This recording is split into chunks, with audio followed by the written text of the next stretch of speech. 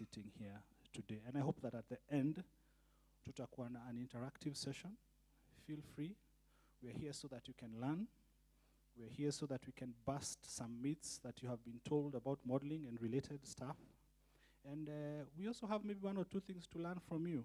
You know, saa zingine watu keti pande hii, wanapanga vitu kumbe pia nyinyi mko na kitu ya kutuambia, si ndio? Yeah, so without much ado, I think Liki Odera is the MD of Pambazuka Entertainment. Pambazuka Entertainment was started back in 2006.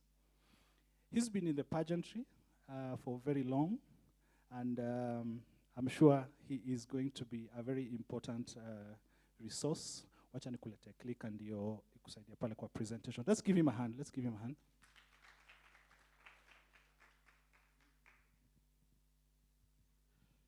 Good evening, everyone.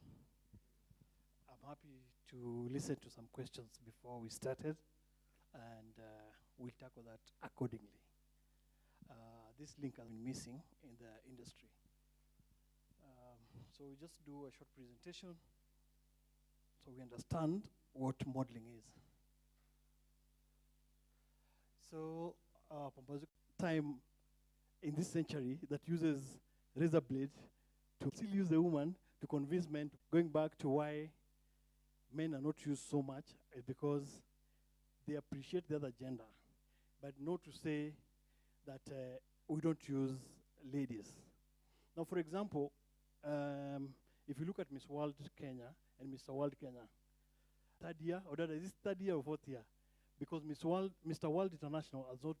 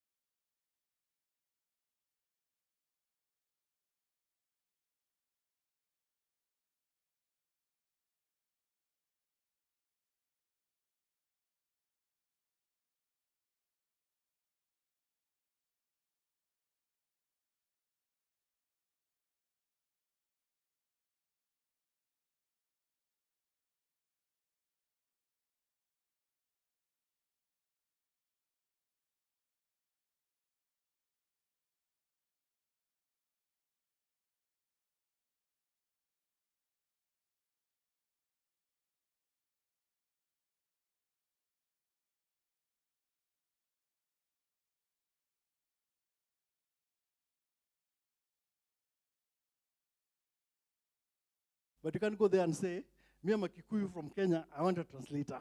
There's no way, they would give you a chance. So you need, as a queen, is about leadership. So you must be able to have some intellect in your mind, brain, to be able to be a beauty queen. Yeah? However, most models within certain ranges of height, weight, clothing size. So again, point number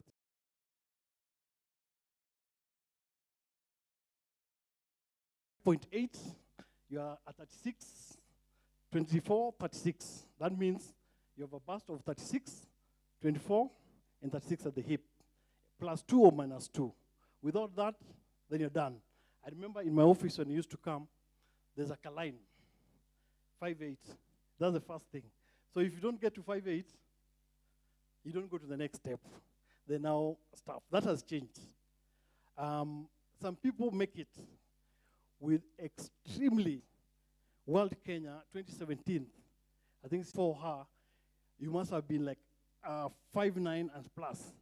Now there's a lady who just came and shocked the world. She's called Kate Moss. Kate Moss came, she was like a 5'6", but she became one of the biggest runway models. Again, you must like it, you must work hard to make it to that stage. So it's just like football. For example, those guys who watch football, I know even girls watch this guy. It's called Ronaldo. Ronaldo is one of the best footballers. Ronaldo works out almost 70% of his time. He's either on the gym or in the pitch. That means in every game, there are rules.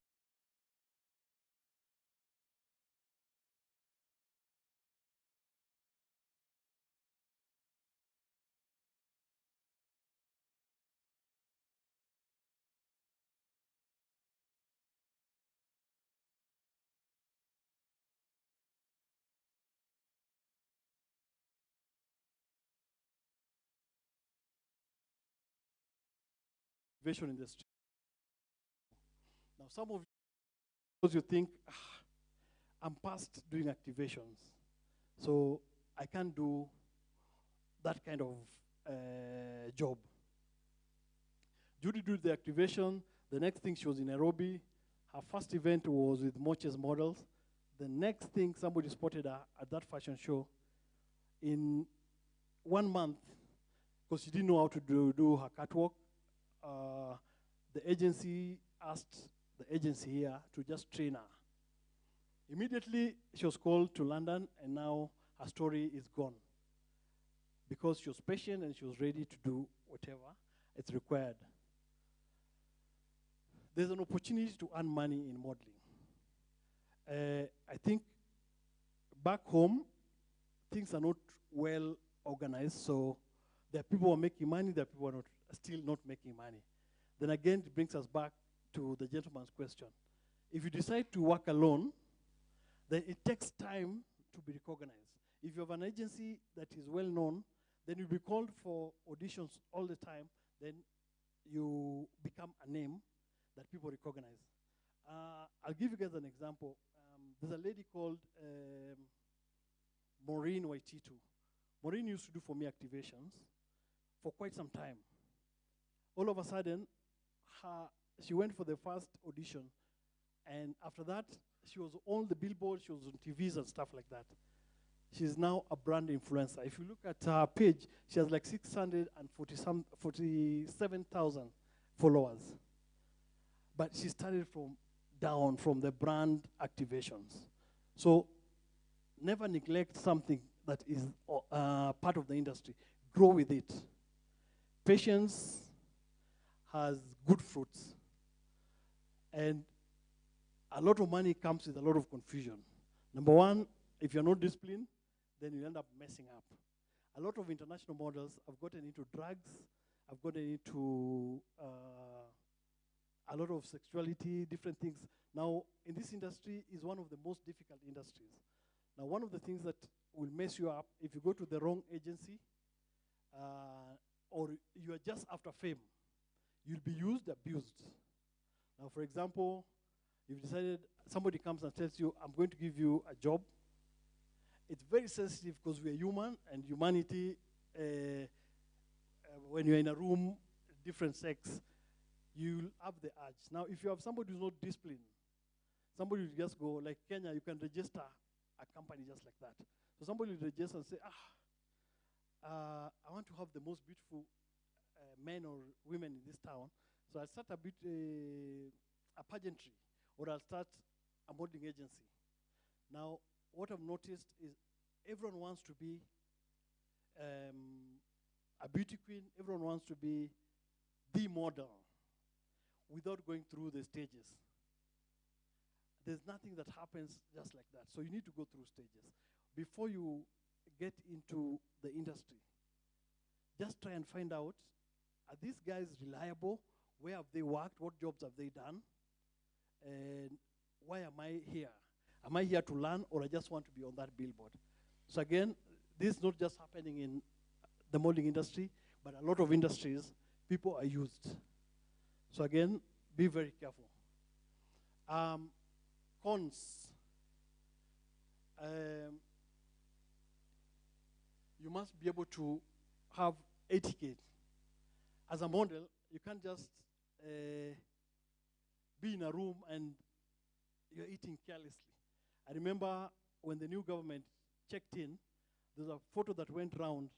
The deputy president was eating, I don't know if you guys saw it.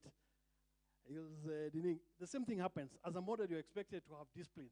You have etiquette. So you mess up like this, that's the model we saw on the runway. So very fast, like I said, during our time, there was no social media. So this thing we would run away from.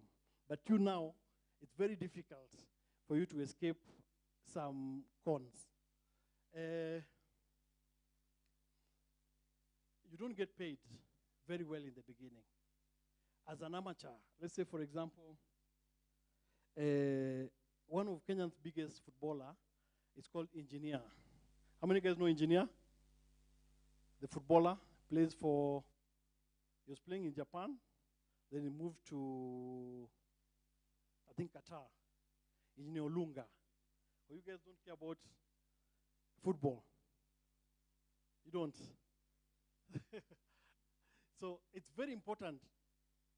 Like I said, in the modeling runway, you don't need to be smart. You don't need to have anything beyond your ears.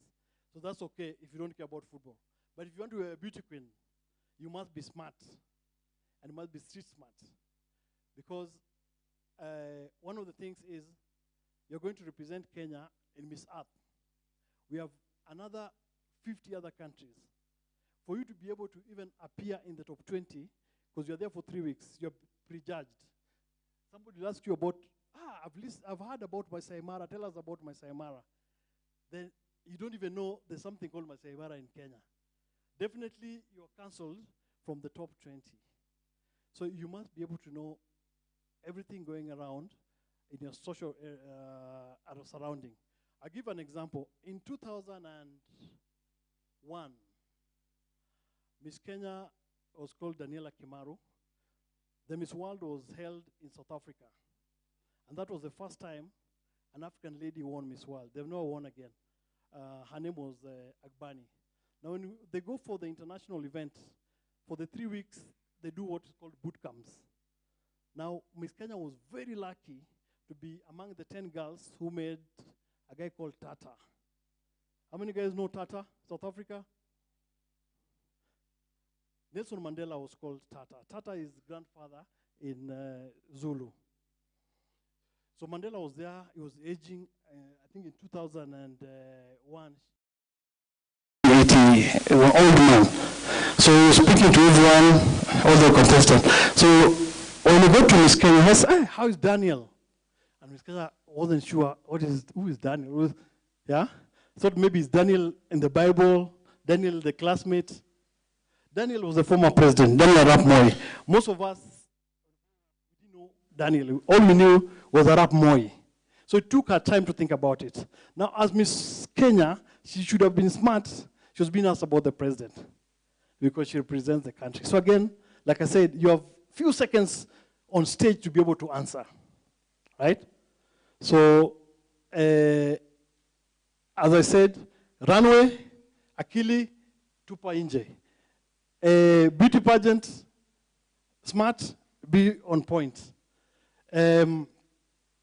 So, again, like I was saying, you're not paid so much. Even in football, there are guys who are playing for Gore. They just dedicate. Probably they're given allowance of 200 bob every day they train. There's somebody who is paid 7. Had a friend called Dennis Oliech. Most of you probably do not understand who Dennis Oliech is. Dennis is one of the greatest and most celebrated Kenyan footballer. He did football for the love of football, not even for money. There's a time they didn't have money to travel. He paid for the entire team. This guy played in France. He used to be paid 7 million a week. But again, from the grassroots, he played for Pumwani, he played for, and that time football was big, that some secondary schools would pay for you school fees because you're a footballer. So they know after school, because of what happened to him in high school, he was able to give back to the society. And the society now gave back by blessing him in millions of shillings. So again, it's the same thing. Modeling. For example, I said, what's her name? Kinuthia, probably I was paying her 1,000 to do those flyers. 4 months later, she was being paid in dollars. But because she was patient to do that little that she did at that point in time. Those guys who've done activation, it becomes very difficult. For example, you're going to do a Johnny Walker activation. The agency will tell you, be at the bar at 2 o'clock.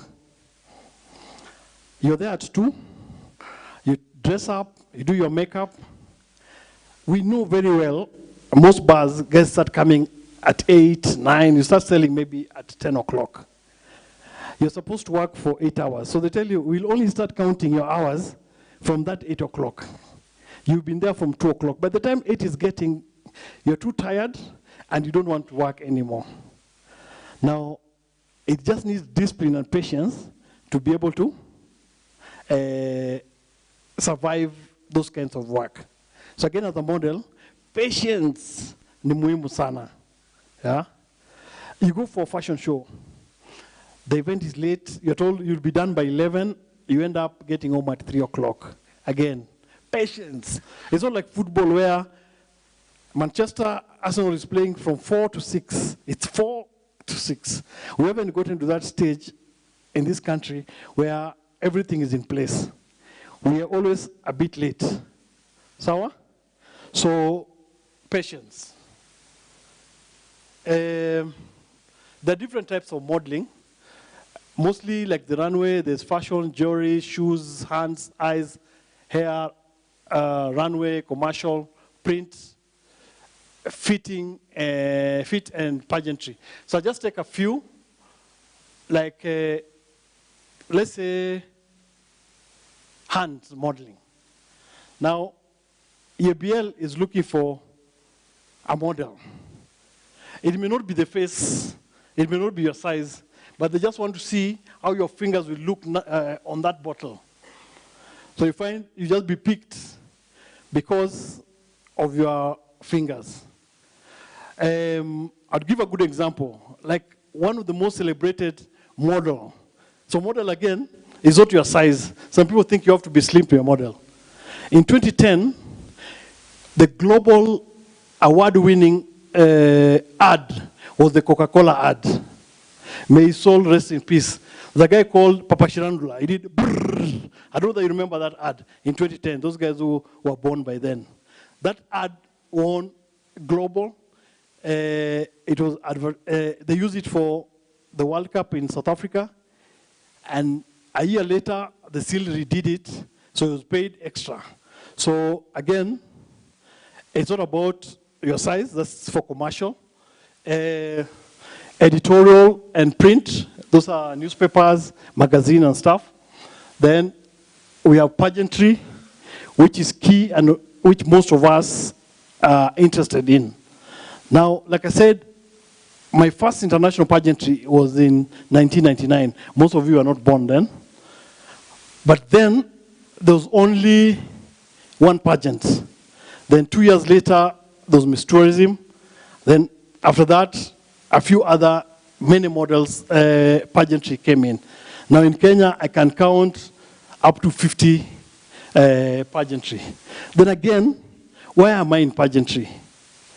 Make sure you have a purpose why you're going into that pageant. Like Miss World is beauty with a purpose. You must have a purpose why you want to be part of Miss World. Miss Earth is beauty with a cause. You must have a cause. You want to change the environment and stuff like that. I sometimes feel so weird when I see models with like 5, sachets. She has one and then 6 other. You can't have more than one crown at one time. So what you need to do is put down all the sash and have one at a go. You can't come to an event with 3 different needs.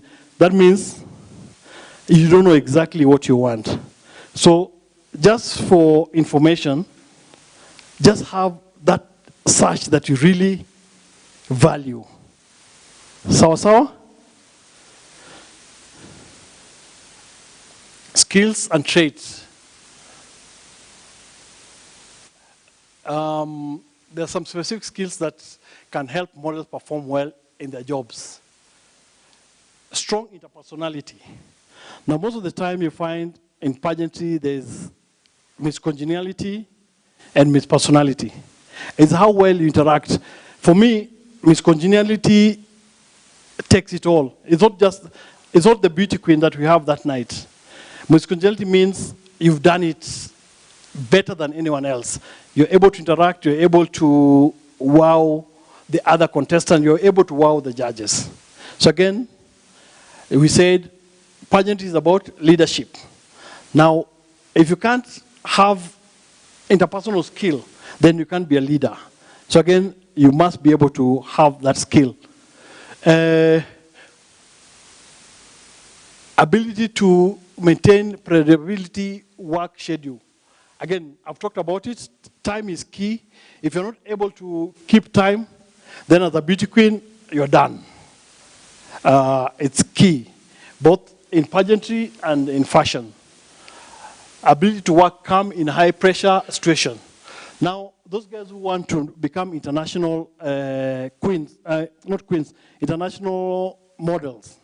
Now, as Kenyans, we've lost internationally because, number one, our culture does not allow us to do some things. One of the biggest industry in the continent is South Africa. And most of the time, the modeling industry, when you go out there in agencies, like Kenya, we don't keep you. Most of the international, you're in a dome, or you're in a place where you're trained, you go to school, it's like a boot camp. So you find Secret have come, and they want 4 models to showcase their lingeries or something. Then you're told, today we have somebody from London, we have a secret fashion show next week. You find the Nigerians in South Africa very bold. Of course, they want to do a lingerie show, so there's some stuff that you need to show. So our Kenyan girls are like, me, I wasn't taught to do that, so I can't remove my top and stuff like that. Then you lose it. And you see some of those brands, if you decide to be a model, I'm sorry to say this, but I call the advertising and runway models expensive hangers. So what I mean by expensive hangers is you look better than the hanger in that cloth that the designer is trying to sell. So if you cannot do a fitting for lingerie, how will you work with it on stage? And you find those are where people are paid more because it's sensitive. There are brands like condom. Some of us will say, I don't want to do condom because of my belief, my spiritual stuff. Then you're in the wrong business. Yeah? Alcohol. My grandmother, my grandfather, my dad is a pastor, so I can't do alcohol ads. Then you're in the wrong business. So instead of going to runway, come back to pageantry, where these things are strict. There's some pageant where you're not allowed to be in bikini. So point number 3, ability to handle pressure. A lot of us have lost it because with that pressure, most of the time we think doing alcohol, drugs, that will come us down. So you find a lot of international models, not just Kenyans, are messed up. Because say, before I drink, I take a shot of Vodou, I'm not able to walk. Before I sniff cocaine, I'm not able. By the time you take it, you're messed up. You're kicked out of agency, you're done. So again, just be calm. Peer pressure is key in this industry. Oh, that's a bad agency. Let's go to social media and mess them up. So you mess, the person who was feeding you has been finished, and usually the first person to talk, well, by the time I'm defending myself already, it's already damaged. So again, be calm. Confidence is key. Fashion model and beauty coaches will tell you, if you're not confident, number one, as a judge, the first time I see you coming on stage and you're not confident, X. So already, I won't judge you for the next categories, so you lose it. So confidence is key. Knowledge of fashion and current trends. Again, if you love cars, you must be able to follow what's actually happening. Mercedes has launched AMG, this. So you must be able to, if I'm a car lover, where people are talking about cars, I must be able to talk. If I'm a fashion personality, I must be able to talk about the fashion and talk about it well. So if you're not able to follow up social media or exactly what's happening in New York, South Africa, Japan, then you lose it. If I know about Nike, I'll just sleep, not knowing today they've launched shoes for Kipchoge. What shoes? What number is it? Then you're messed up.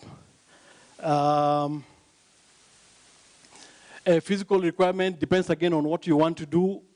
If you're a plus size, again, there's sexy plus size, there's bad plus size. Again, in pageantry, what we say, you must keep fit. So some people believe plus size is just big. Plus size, when you're a model, the physique is key. If we're going for Miss World, let's take the rules the way they're supposed to be. If you are taking Miss Universe and stuff like that, the sizes are key. Physical fitness, one of the presenters is a physical teacher, so he'll tell you about physical, is key. For example, at my age, I still do 150 press-ups every day. So again, it's key. Primary jobs and duties, some common modeling job duties.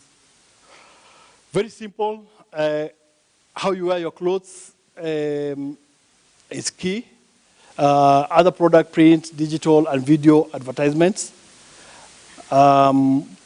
Promoting product and service commercial. Approaching designers, runway, showcasing, traveling to different locations for modeling shoots. Answering interview questions about brands they present. So again, those are some of the duties that are common. We don't need to talk about them.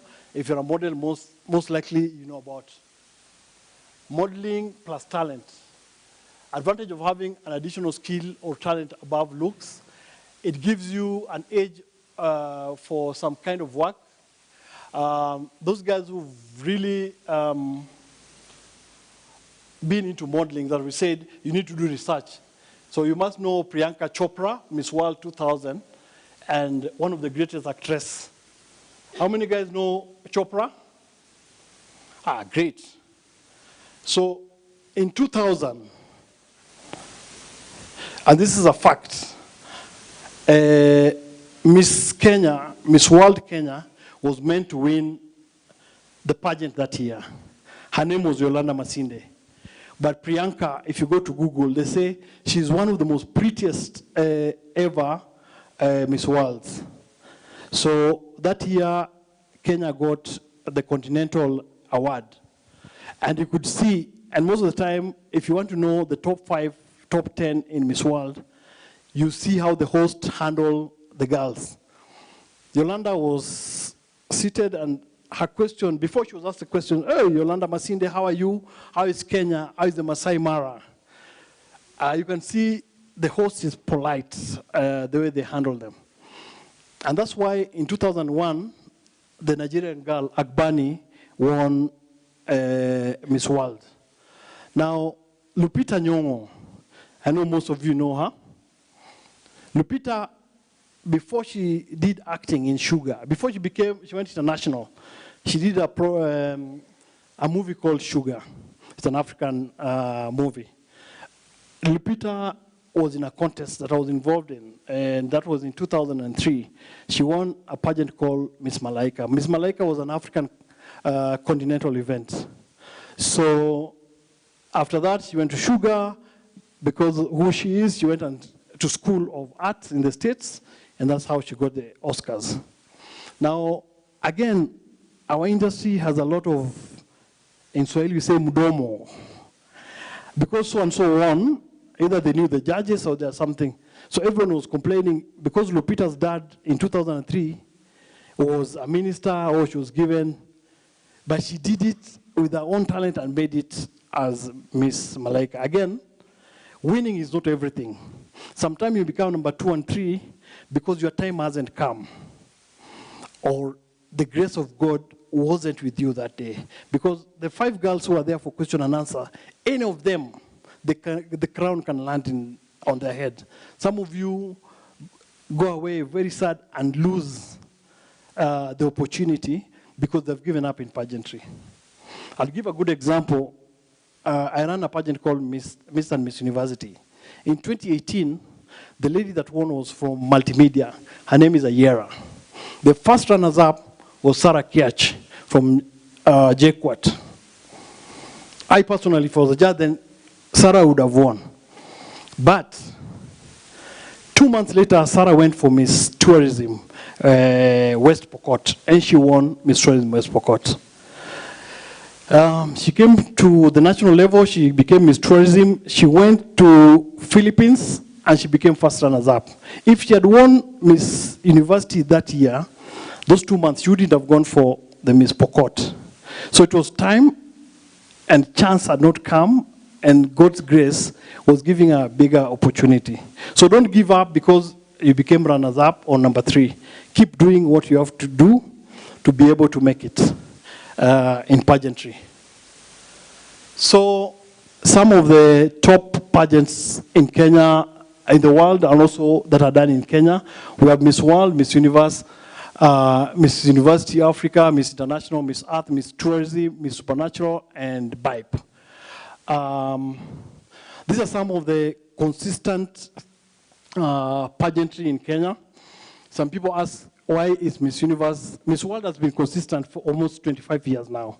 Miss Universe is on and off, and the rest come and sometimes they're off.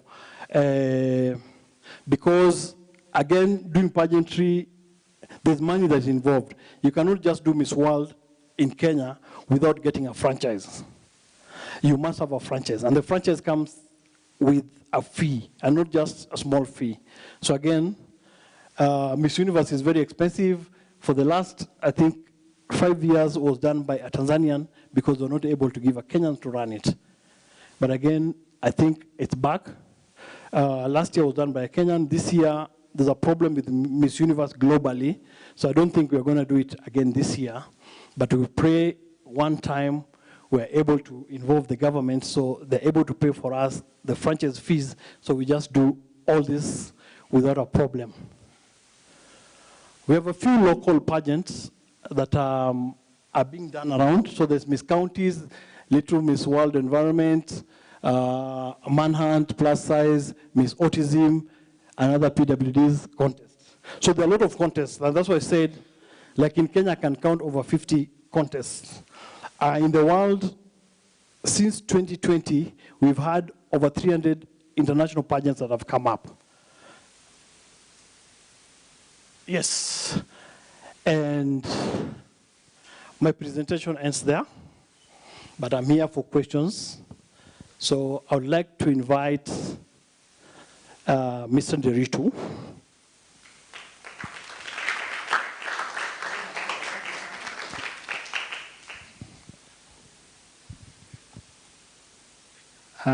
I believe that was very informative, was it? At least it has set the pace for the evening. So give him a hand one more time. I think Liki unaweza keti hapa ama hapo. I want to call up, but Chalo, tuko na light hapa Ama? Okay, sawa, because now we're going to go on stage so that you can have the panelists. For those who have joined us late, please sign up. There's a little legal procedure that is very important. We have this on YouTube. Sometimes we post it on social media. So by attending this event, then it means that you consent us in case your face shows up there, unless the little one that I have seen at the back, that one we can avoid. So please ensure you sign up. Where is the sign-up list? Just make sure you, if you haven't, especially those who've walked in, please make sure you sign up. It is important. So we now move on to the next session. Liki, asante sana. That was very informative. I hope for those of you who maybe had doubts or did not have a clearer picture about how the modeling and related industry looks like. So I want to call up my panelists. Tafadhali kujeni hapa juu. Please come.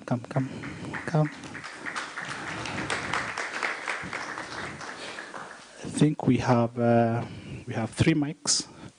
You can sit on that side.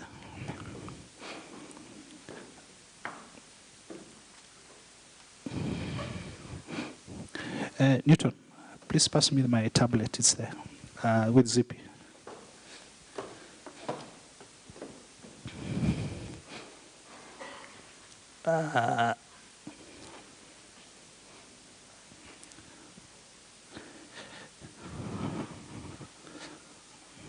Have this one.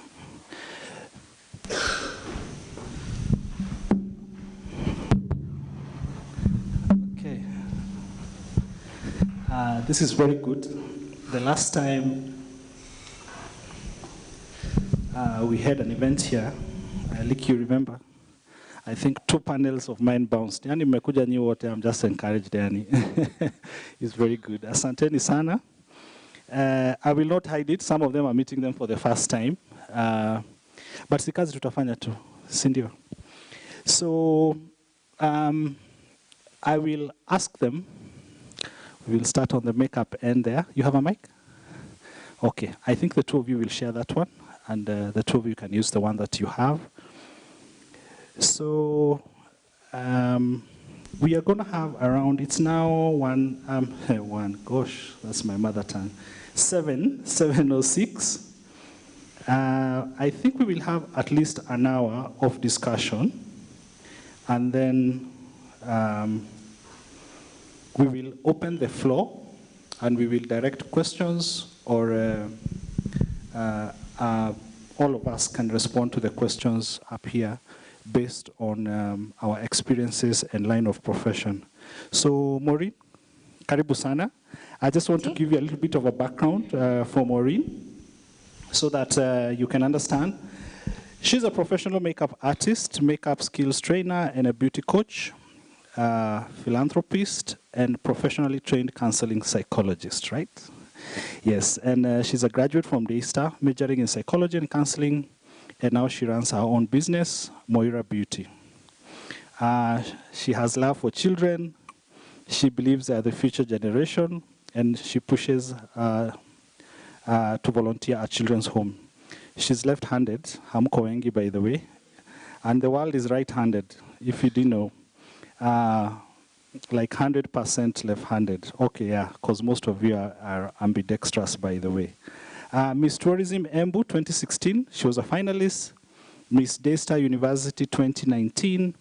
Miss Peace Daystar University 2017-2018. Miss University Kenya Community Service title winner 2020. Give her a hand for that. Thank you. You can say hi.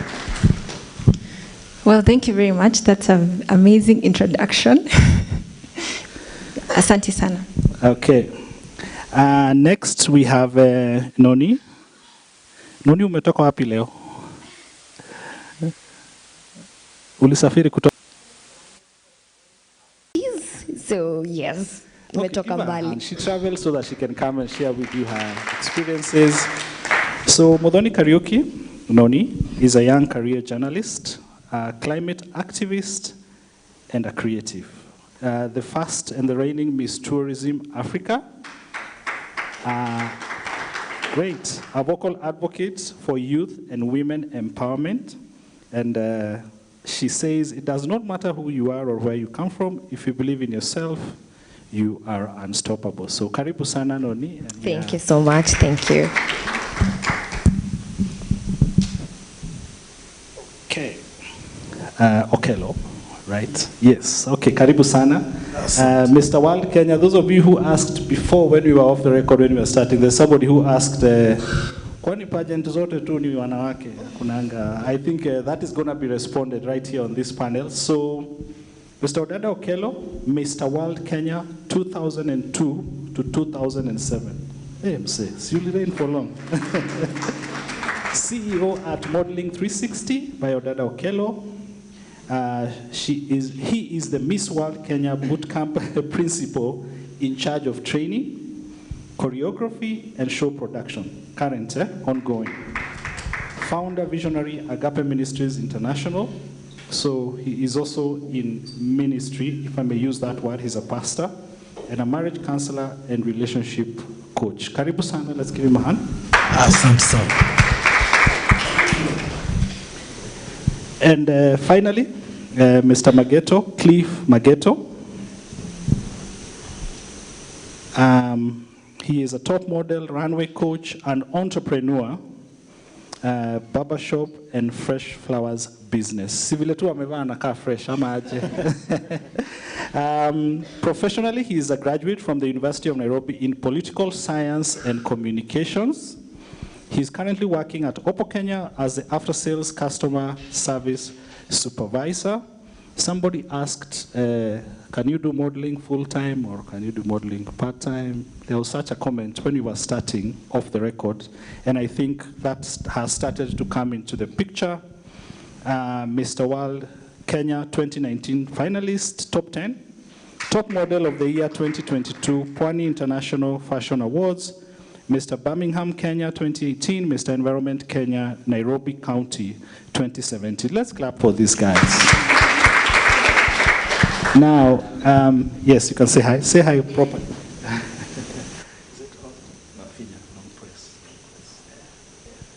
Good evening. I'm happy to see you all.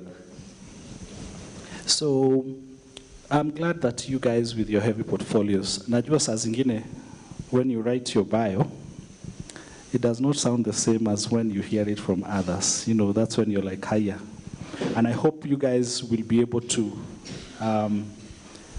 get the wisdom and the experience and the professional knowledge that these panelists have. My work here is just to moderate. I'm not even a model. Perhaps the most I have done is to interact a lot with Liki and a few other people, but I believe this panel is going to be very resourceful. So on to Maureen, maybe you can just give us briefly how relevant was the background in pageantry in terms of shaping the path of your career?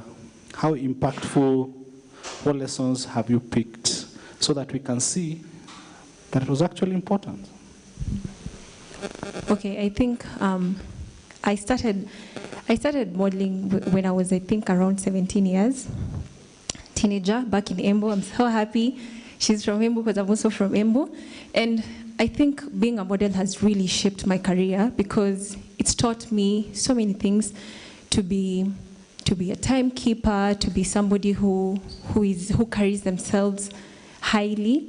And now that at least I haven't retired from modeling, but now that I have my own business, I have actually been impacted all the way from then when I was 17. I think it's important, and the growth I have had till now, I am grateful, and I hope that the knowledge I have right now about makeup, I'm going to help you all, bring all the questions that you have.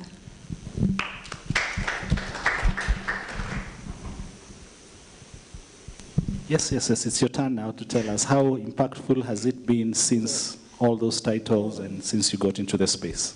Thank you. Let me first start by thanking you for having us and for this platform. This is really, really empowering.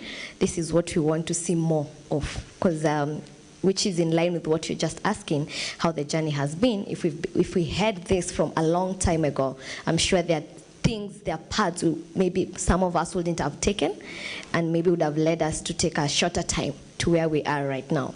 So, and again, thank you all for coming. Good evening. You all look beautiful. My name is Noni Karaoke, as you heard. And just to share with you where I'm coming from, right now I'm at Miss Tourism Africa.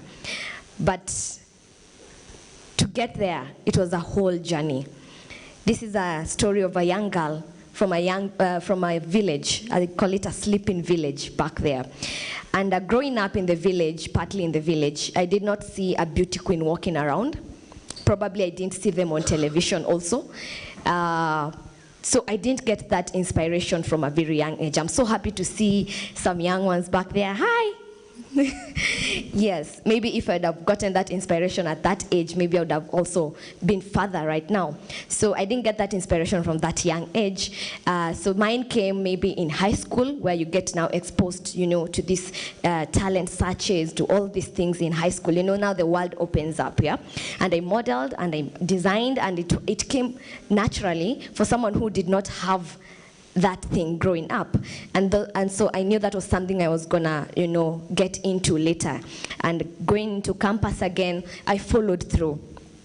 And in campus again, now the whole world, you're exposed, you know, to the whole world. You have all, you're learning, you're exposed to all these opportunities. You're like, oh, okay, what's that? Okay, oh, nice. Okay, you know, you get to learn so much, and so I followed through, and it was not easy, of course. What we've learned from Mr. Liki here has summarized everything. But then again, you have to have that experience for yourself. You make mistakes along the way. You get a lot of no's, but those are the ones that build you to the yes. So the journey was not easy, given that in Kenya, the industry, Kenya, as we are told, Africans, it's not something that our great-grandparents grew up knowing modeling, you know. There's been stereotypes, you know. I studied journalism. I'm a young career journalist. So again, telling someone that I'm a journalist and then again you are a beauty queen, it looks like, why you can't be all, you know. But then again, you can be everything you want to be. It's just about finding a balance, you know. So the journey was tough. It still is tough, but as I said, I started by thanking you for having such a platform where we get to share, and it makes it easier for the other people coming in. So I want to thank you for showing up. That is the first step. You show up, and everything else falls in place. Asante. So, Mr. Dada Okello, maybe I will ask you to give a little emphasis on the training, that intense session that happens when somebody is either taking part in a beauty competition, as you tell us how, because the whole world of modeling has structure. You know, we are here because we are in an industry that has structure, even though it is not as much appreciated, but playing a leadership role in that space. Tell us what that structure brings to me as a model, as also you just tell us how the beginnings of being Mr. World Kenya and the influence and the impact it had. Karibu. Thank you very much. Greetings, everyone. If I sound too loud, it's because I'm a preacher. You'll excuse me for that. First of all, thank you very much for having me here. It's a privilege. I know I had a different meeting, but I decided let me come here so that we can impart some knowledge. And knowledge is power, and wisdom is application of knowledge. So if you're going to venture into any industry, you need the knowledge. If you lack the knowledge, then you will not act in wisdom. And if you don't act in wisdom, you'll find yourself used and abused and discouraged about the whole thing altogether. Well, as you've heard, my name is Dada Okello. I'm married to one wife, Sina Mwingine Oshago. And I have two daughters. My daughter just turned 18 the other day. So I've been around the block for some time. I was crowned Mr. World Kenya in 2002. And I reigned for 5 years, like Kibaki, to 2000 to 2007. Mr. Liki Odera here was my manager at Mr. World Kenya. My training basically is I knew at a young age I want to be a preacher. So I finished Form 4 and I went straight to International School of Ministry, and I graduated. I have a master's in biblical studies. But before you become a preacher, there's a process. Everything has a process. So what happened is I started out as a stylist. And I remember I had a shop. If you remember the famous Sunbeam, Sunbeam was near American Embassy. And one of my clients was actually Yolanda Masinde and the boyfriend.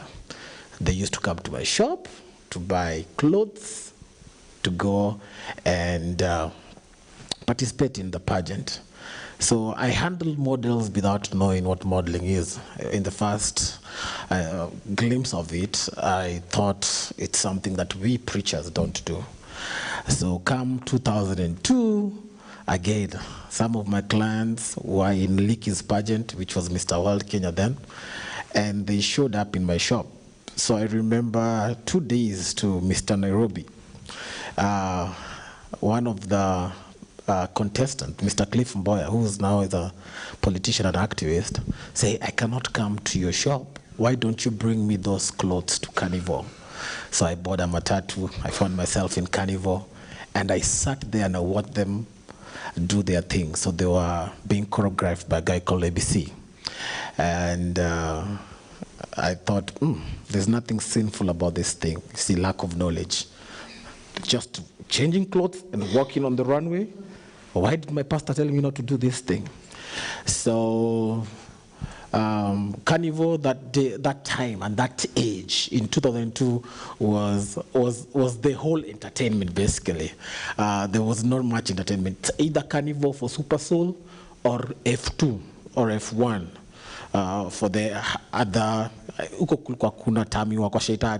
So decent people used to go to Carnival. I remember the director of entertainment in Carnival came out and said, can I guess who's going to win? And he looked around and he said, this guy is going to win and all. And I think it's Licky said, don't even pick on that one. He's not even one of us. Look at this one. So that thing started me and said, you know what, I want to try this thing. So I went to Licky Odera and I told Licky, I want to participate. And Licky told me, you know, in Nairobi, we've had hit 1, hit 2, hit 3, and this is the final. So you cannot do it. I said, this is Wahala now. So Licky said, but if you still want to do it, you can travel to Kisumu and participate. I thank God. I paid up that very, very evening. The next day I traveled. I went to Kisumu. I was number 2. By the time I came back to Nairobi, it was a month. I had training because I had the best clothes. The only problem is I couldn't walk. But after 1 month of training, my catwalk became the best, and all that happened in a rush. I won Mr. World Kenya, and that's how I stumbled into modeling. Come 2012, I was made the director for Mr. and Miss World, and I was called upon to train. I remember the franchise, the holder, the owner of Miss World, she was in Kenya, and I was training the models, and she asked, who's training these models? And Madam Terry Mugai, the franchise owner of Kenya, told her, this gentleman said, it's only 3 days and they're this good. So from that day, they rubber-stamped my authority at Miss World. When I joined Miss World, basically we had Khadija Adam. The people who can remember Khadija Adam, she was the first Kenyan Miss Africa. She was Miss World Kenya in 1985. And then the second one we had was, what's her name?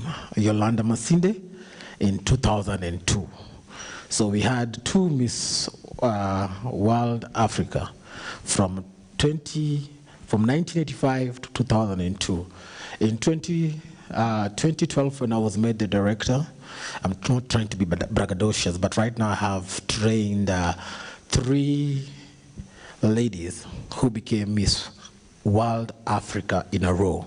Talking about Aida Nguma, Eve, and the last one you mentioned her name, and Magdalene.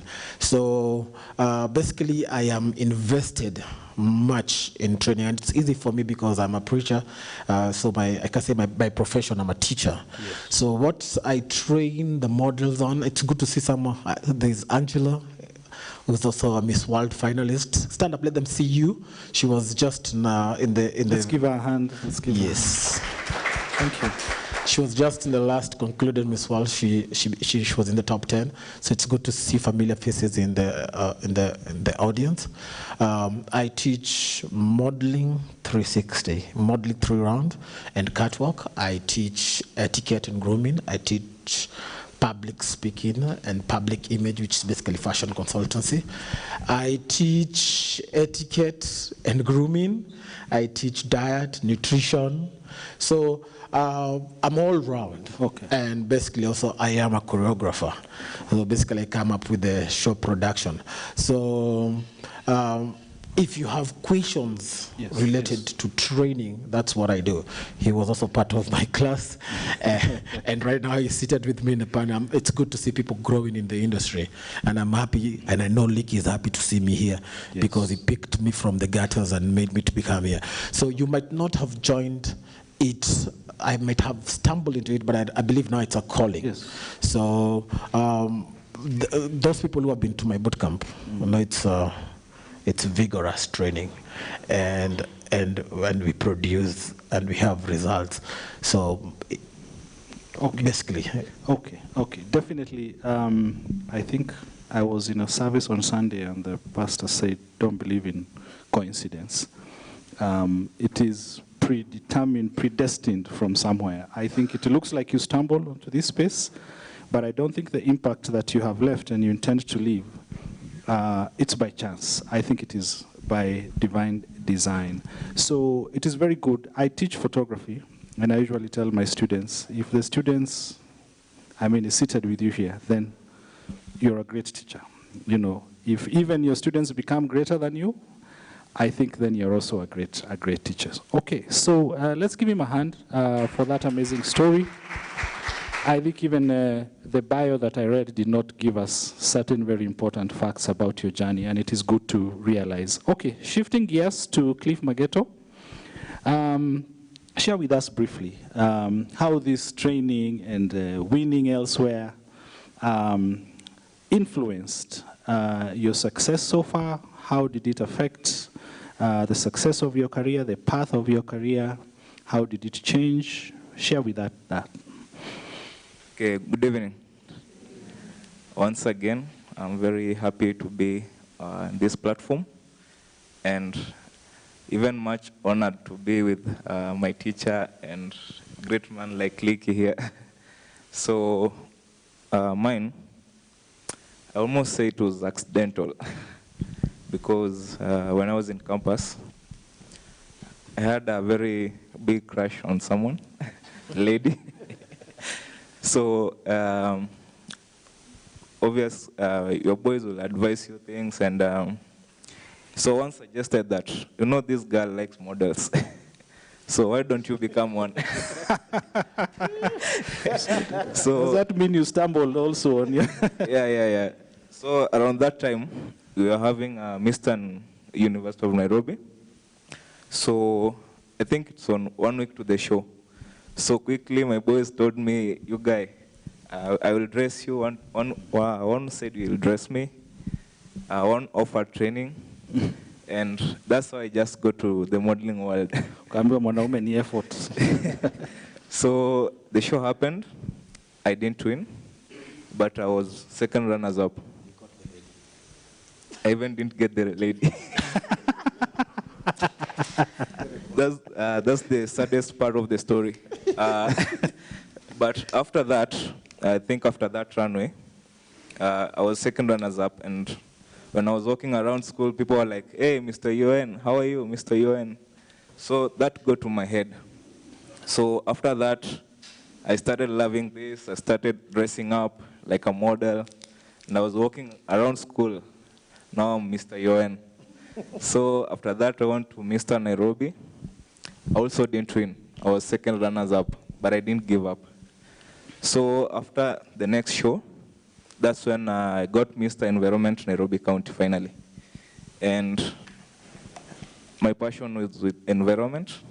So at the time I was doing an environment project, interacting with people from the environment sector.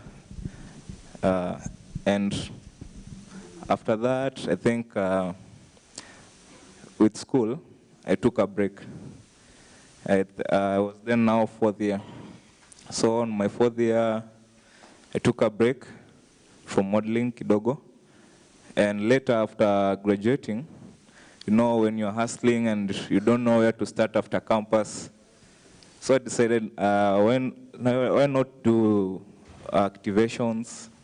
I started doing promotions, and then also kept going for modeling.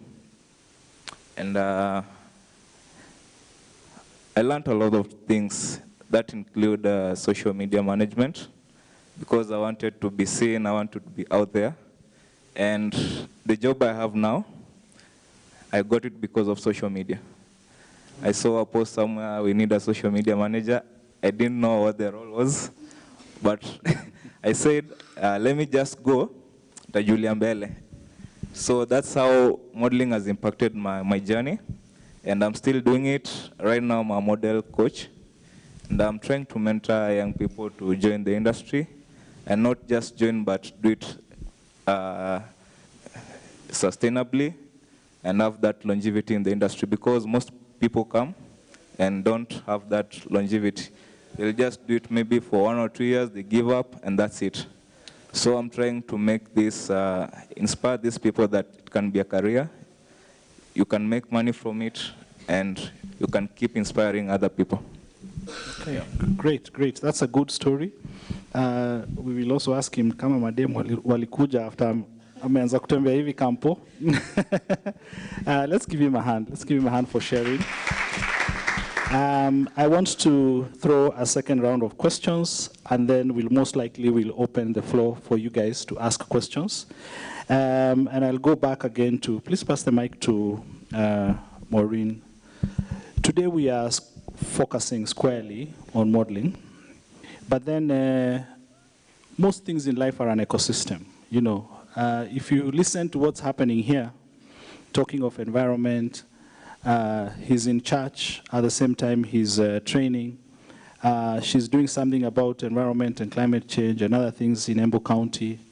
And she's in the makeup business, her own business. So I want to find out briefly, because we will have at least 2 other sessions, by the way.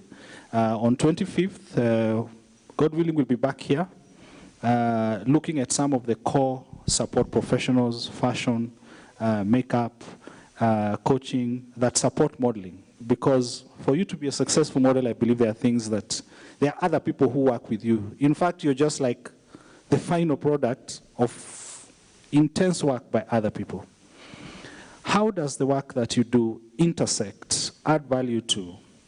How does it support the modeling industry? And how important is it, especially, you know, looking at things like makeup, where does it intersect in your life? Take us into that space. Well, I'd want to say, first of all, makeup is very important for all, both guys and ladies, especially on the runway, because there's power in good makeup and combination. There's so much I want to talk about, but there's power in good makeup. As if you, most of you are models, right? So before you go on the runway, make sure like the makeup that the makeup artist does on your face blends with your skin. And before we even talk about makeup, one thing we tend to forget is that there has to be a skincare routine. So before you even get to that runway or do your show, you have to have a proper skincare routine so that when the makeup is done on your face or applied on your face, it goes very well and it blends. So I feel like makeup is an important factor in models. Most of the models we see, I've not seen any model without makeup because it adds the beauty. But I'm still vouching for, you're still beautiful even without your makeup, but do your makeup when you're going on the runway because it's still as important, right? And It makes you look beautiful, enhances. Like, I love how her makeup looks on her skin. The colors are very beautiful. They are really coordinated. All right? Yes, I hope I have been able to touch on that. Because I'm sure there are so many questions that are going to come specifically about makeup, right? No, but it's good. Even that part you've said about the skincare routine. You know, some things we just see. Sometimes people just look at the final product, but you know that it takes so much behind the scenes work. Yeah. But maybe also before we get to Noni, tell us about actually how did you end up starting your makeup business? Is it something that you always wanted to do, or is it because of your interaction with makeup during your modeling? Okay, so growing up, I'd say my mom was, she loved makeup a lot. So I used to watch her, and I used to see her trimming her eyebrows so perfectly and doing her makeup really nice. And after that, I started doing what I used to see her doing. With time, when I grew up and I went to campus, I got compliments a lot, like, hey, who has done your makeup? How do you do your makeup?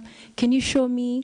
Can I come? You do my makeup? And that's how I started getting money. Just, like when just a student passes by you and tells you, I love your makeup. Can I book you for a show? I have a show. Can I book you to be my makeup artist? And then Moira Beauty started in 2018. But by then, it was Makeup by Maureen, because Maureen is my name. But Moira is a name that inspired by both my two names, Maureen and Wawira. So started in 2018, then in 2018, 2019 till 2020. Then after that, I had a break of a corporate. I went to corporate world. And then when I stayed in corporate, I still continued getting the same compliments, like, how do you do your makeup? And that's when I got inspired, back in last year. I got inspired to start my own thing and have a studio. So I started my own now brand, Moira Beauty, set up my own studio. And that's how now I've been getting clients from there. Where is the studio? It's located in Kitengela. Okay. Yeah. Just in case there's somebody who may be here doing their own makeup and every day they are told, you look amazing every day, kumbe it's their own makeup and they are good at it. Yeah. What kind of clientele do you get? Do you go to work every day? Is it your primary source of income? We don't have to tell us exactly how much you make, but is this your primary source of income?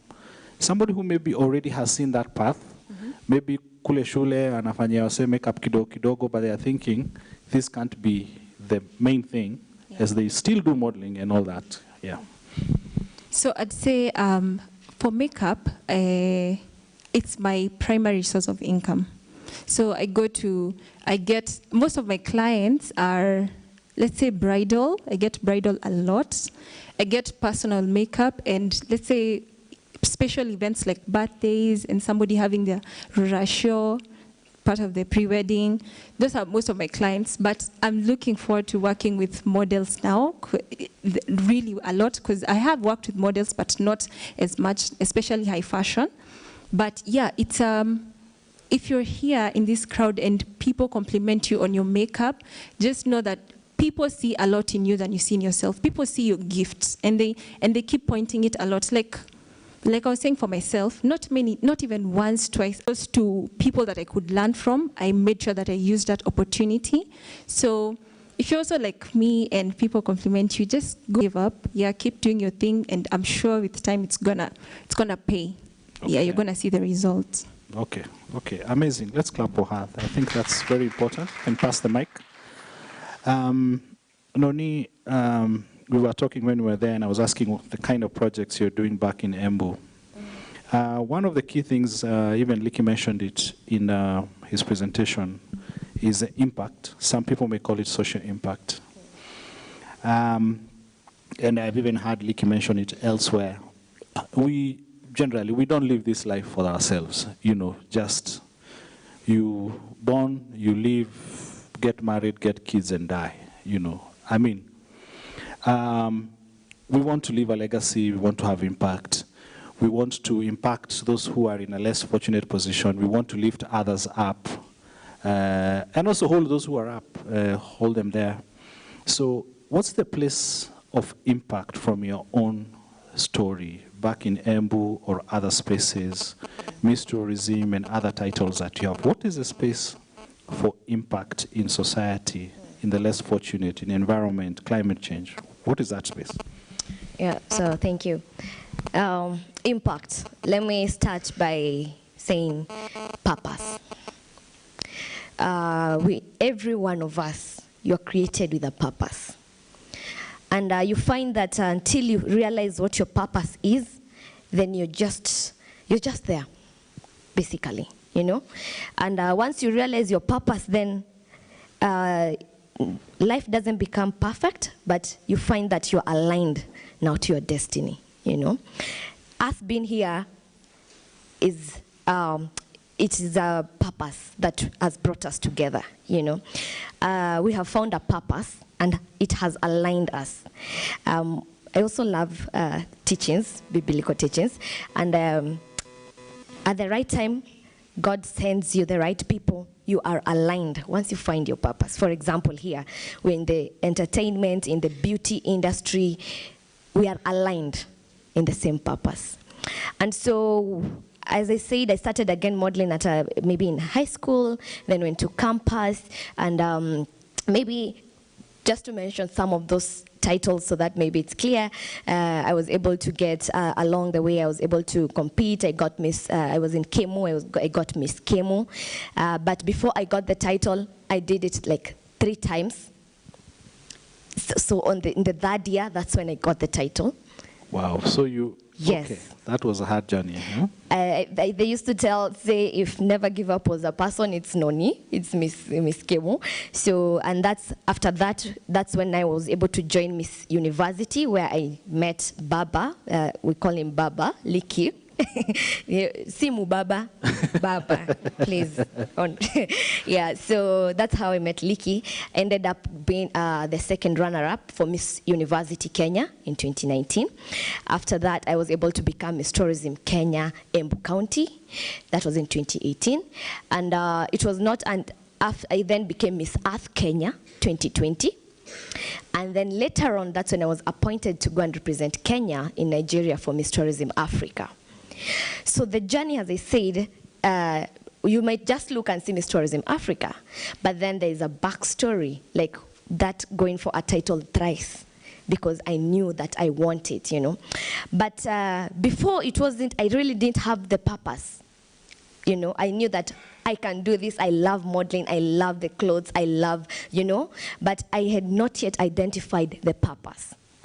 But along the way, just like Cliff said, once he won, now he was not Cliff, he was not Mageto, he was now Mr. UN and things like that. You realize that people really want to know what you want to say. Once you wear that sash, it gives you an identity. And then I realized that this is not just random. I have been placed here by God to do something. You know, that was my purpose. I started finding my identity and my purpose in my talent that God had given me. And I compare it to the story of Esther in the Bible. Again, Esther was a queen, but she was put in that queendom to save the people, because she was able to go to the king and plead for the people. That was the purpose of Esther's crown, you know. So I realized my title and my crowns were not just, we say crowns are not made of diamonds and rhinestones. They are made of discipline, determination, dedication. That's a purpose. That's the purpose you find. And my purpose, again, now became so inspired by where I came from. As I said, in the village, this is a marginalized, a rural community. And I realized I am being used by having a voice. I stand, I say I am Miss Tourism, maybe Embu County or Miss Tourism Kenya, and I can use that platform to advocate for something. Modeling, as I say, we were told by Mr. Liki, is very wide. So before you get in there, you research. Once you have a purpose, once you know your purpose, you know where you are going. If it's runway, you know you are going to go to runway direct. That helps you avoid a lot of heartaches along the way. So I found my purpose in the modeling industry, and I am able to use that voice as a beauty queen to raise awareness on issues affecting the community. For example, my community. Let me interrupt and ask you. Yes. I don't know what marker in your years of life Is this during when you are a day star? Is it 2 years after graduating, 3 years? That thing, Yeah, the light. the revelation of purpose, it came at what stage? I'll say that came in campus, while I was still in So campus. by the time you were graduating, it was very clear in your mind that this is the line I want to pursue. It wasn't, I knew that there's something in here, Okay. you know? Okay. But again, you find that you cannot limit yourself. For example, being a model, for those who want to get into modeling, that like beauty queens and all, Mr. and Miss, there's something that you have to have called a pet project. You have to have a community project that you're doing for the community. That is your purpose. For Miss World is beauty with a purpose. Miss Earth is beauty for a cause. We don't want to remember the beautiful dress, maybe. Yes, we will remember the dress, but we will remember with the Fashion footprints. designers will hear you. Stuff like that. Well, I am a designer, so yes, we will still remember, for example. But that might, as he said, the sustainability of it. Someone else will come and win na ingine kali kuliko yako. Fashion evolves, you know. But there's something that you'll do that you're always going to remember. Priyanka, right now, she has gone ahead she's an ambassador, you know, for the UN. She goes around in these communities, giving back to the communities. That is what we remember. We are still seeing her impact, you know.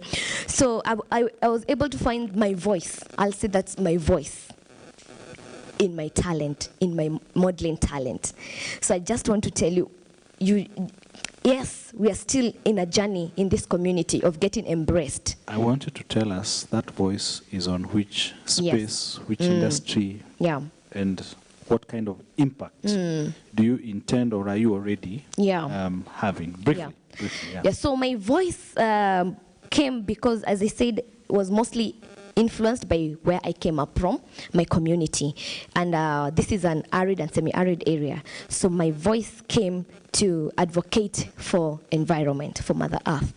I became an environmentalist. I became a climate activist. So that's where I founded my purpose, really. And Miss Earth Kenya motivated me. It cemented me because Miss Earth is purely environmental. I was able to tell the world my community is facing this and this community problems. I'm able to go down there and showcase that using my title and also my career. I'm able to create content. I'm able to make a difference. I'm able to use that voice, that platform as a beauty queen to help find solutions in the community. Okay, let's give her a hand. I think, I hope and pray that it is clearer now about that, and there are very many spaces that you can take up. And whereas I know you can also tell us about purpose and all that, most likely because of your ministry and the kind of work you do. But I want you to tell us more now. But then say, Siako Fiti, he's dressed up pretty nice, right? Yeah, and when he walks into a room, he's a brand. When you look at him like that, some of us, I'm a photographer, I can wear a black t-shirt and black trouser Monday to Monday. We just like being discreet and just like that.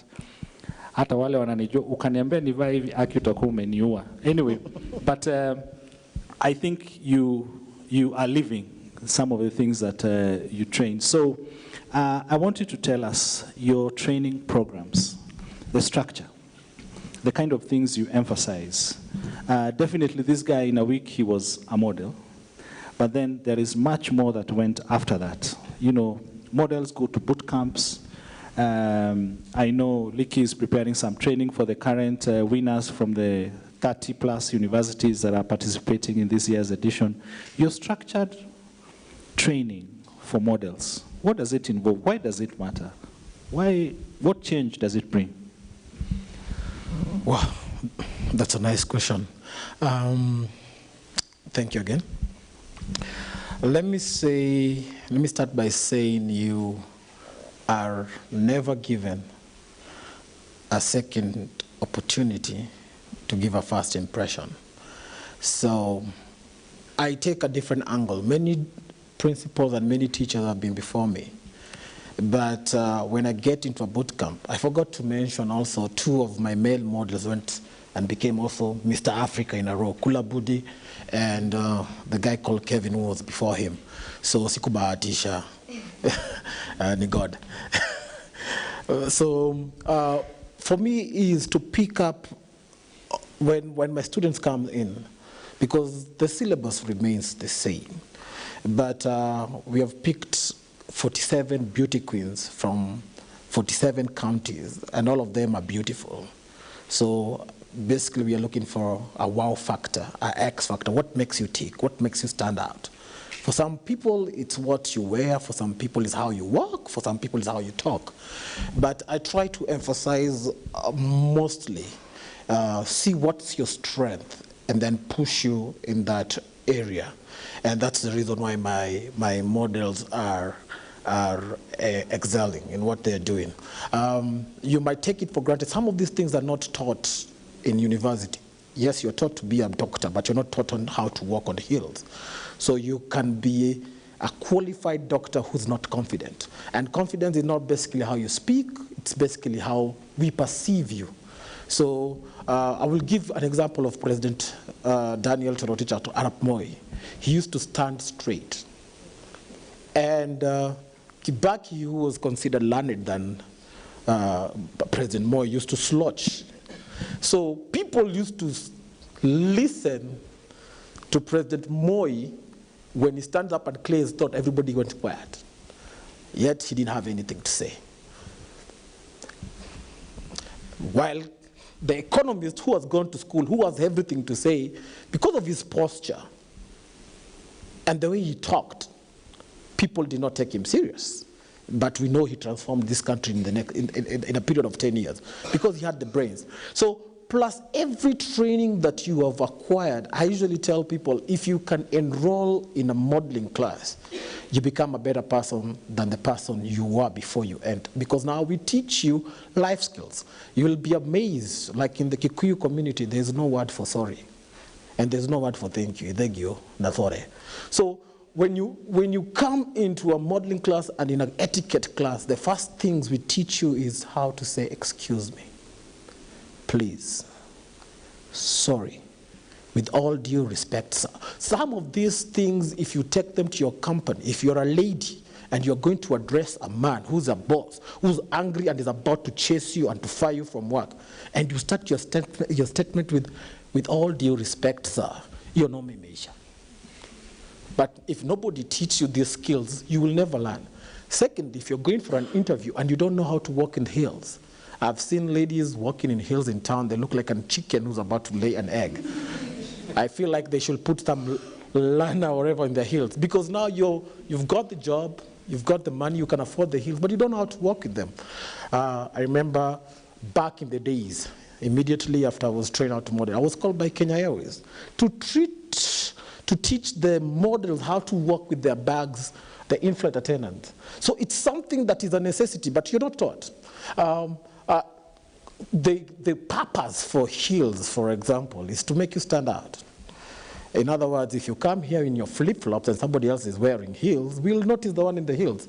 So every question is going to be directed to the one, and you're the one who has the answers, but it's going to be directed to the one who's wearing heels.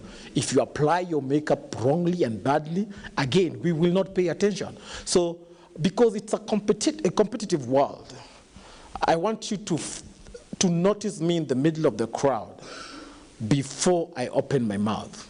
Even if I don't have content now, you have to listen to me. But here we are mevai your suit. You see, some of these skills like public image, you will not be taught in class. You will not know which color to apply to which. As a gray coat goes with a white pants, it goes with a black pant. Blue, navy blue, go with gray pants. Brown goes with navy blue. So if you don't know how to mix these colors, as a lady, if you don't know you're a hourglass, you don't know if you're a round shape, rectangular, you just go buy whatever it is. But if you don't know, if it's easy for you to know, I am an inverted triangle shape, so you will go for particular clothes. You will not waste time dressing in something that an hourglass body figure is supposed to put on. So these are things that there is no class that will teach you. But when you come into a modeling classroom. I teach you how to behave. I teach you how to sit. You see the way she's seated? Me, I'm slotting because now I'm a teacher. I'm allowed to slot. But your back is always supposed to be straight and your legs are supposed to be crossed. These things makes you know how to behave in the presence of greatness. I usually tell people your gifting will bring you before the king, but your character will keep you there. How many of you know that when you have king's dinner table, you're not allowed to excuse yourself to go to the washroom? So people don't know that you're supposed to empty your bowls before you sit down. You are not allowed to stand before the king stands. So if you don't know this thing, you're going to act like our deputy president. I thank God for the for the right of speech. You can say anything like the Americans. You can say whatever. Probably he was not trained until the president mentioned. Just hold the mic here because we have an online audience. All right. Clear. He was not trained. That's the reason why Lick also mentioned it. Everybody, the whole of the country noticed that this is our second commander-in-chief eating seated like this. So we need these things for our day-to-day life. As a preacher, as a minister of the gospel, everywhere I've gone, when I'm dressed like this, I sit in front. I'm seated with the kings. If I am dressed like a peasant, wananikaga kwa kiti nyuma. So I usually tell people, even if you're married, I tell people, valisha bibi yako vizuri. Akiendoshago asikapatiwe kazi ya kuosha matumbo. You know, there are some jobs that are going to be relegated to you on how you presented yourself. So in your day-to-day life, you need to know how to apply. If you're a lady, you need to know how to apply a makeup. You will not always get a specialist. They are big when it comes to wedding functions, but at home, before you leave, before you go for Mr. Licky's audition, you have to know this. Like only this year, we had 1,222 ladies audition for Miss World Kenya. I saw that file, I said, I'm not doing this job. Because each and every one of them have given us 3 minutes of their presentation. I want to tell you the truth. Some of them, I am sure we didn't even go past 1 minute or 30 seconds. Because once we see the picture, because we are looking, we want to see the ones that we want to bring. And then again, we meet the ones that actually said, I actually sent my video. And I'm like, why did I not see it? And when I go back, I'm thinking, okay, what you presented then is not what I'm seeing now. So there's always room for improvement. You have to push yourself for you to be seen in that bootcamp. You have to do something that is way beyond normal. Like the current training Miss World Kenya right now, her name is Shantu Kwamboka. She came in 2021, and she didn't have a talent. She learned how to play a violin on YouTube when we were in the boot camp. She didn't win the first time. She came in the second time, and now she's the reigning Miss World Kenya. So who would have taught this young girl how to play a violin and would even think about it if she was just busy doing her medicine? It's because she come into this competition, now she has something extra. If people are being asked to go and she cannot make it as a doctor, she'll make it as a violinist. So the question that you've asked me, what I train and what I push, catwalk. Okay. Because modeling, you have to know how to walk. If you don't know how to walk, then rest. That's the second basics. thing is, because you're a voice to the voiceless. I remember when I was crowned Mr. World Kenya, the first CSR that I did was to go and build a bridge in Kibera where children were being swayed and carried out by water. Some of these things I would have not gotten an opportunity if I was not Mr. World. But when I got the platform, I could walk into City Council, and I asked for 3 million, which I was given, and I built a bridge. Up till today, it's still there in Katwekwera River. So we train, we are big on public speaking, your intonation, your rhythm, how you project your voice. All these things are skills that if you're able to communicate a thought to somebody else's mind, you'll always get a job. You can be a marketer. You've seen what Licky, he's basically made everybody here. I've actually felt like, should I go back into modeling with this big tummy of mine? But when you can present things, communication skills, very important. You know when to stop, you know when to breathe, you know when to project, you know when to cause your words to make sense to the other person. So these skills are all taught in modeling, and I use them day by day. As a minister of the gospel, I have to talk to a congregation, and they have to listen to me. Some of this training I got when I was in Mr. World Kenya through Derek Banger. So he was Derek Banger, right? He was only a public speaking coach. They brought another one who came and taught me what to eat. Anyway, I love my pizzas. That's the reason I am big. I'm not checking my waistline anymore. I'm no longer a model. I'm a dad, husband. But the most important thing is learn these things. They will help you in whatever career you choose. Yeah, very important. Let's give him a hand for that.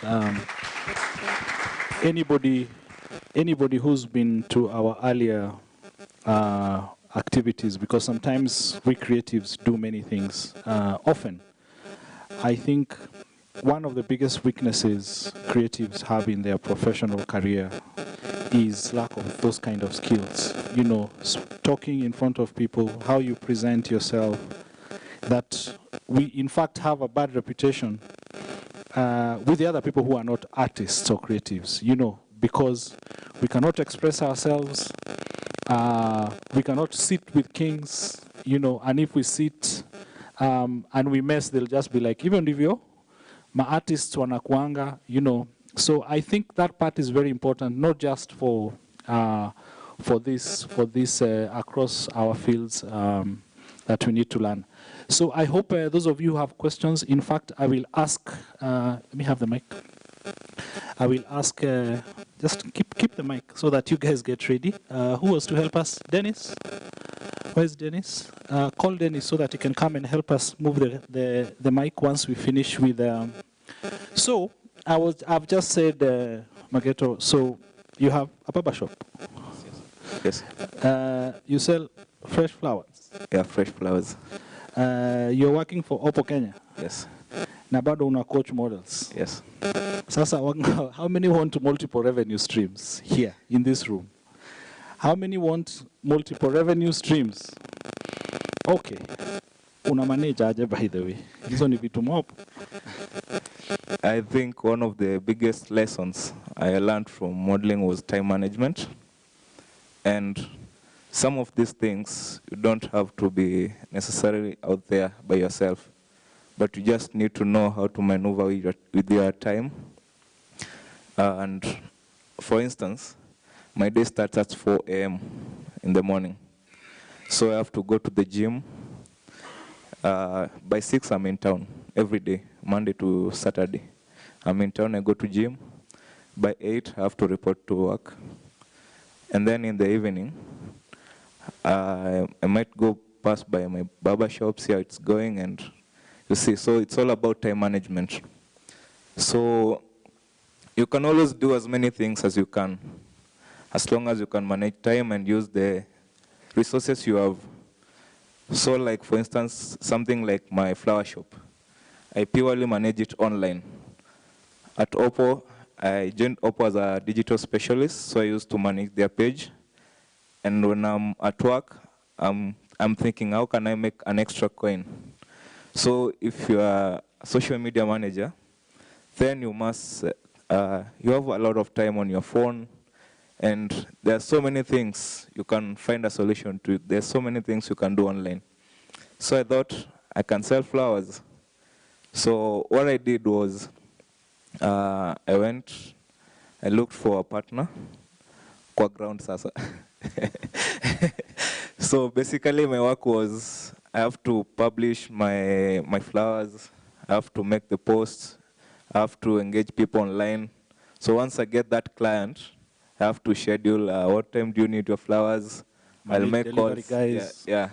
So basically you can do as many things as you want. So you just need to know how to manage time, and this is something I learned from modeling. And let me ask, Sasa, you're a full-time employer. Yeah. They see the value you do, they are okay with that. It does not affect your job and all that. Yes. Or if you want to reserve the comment.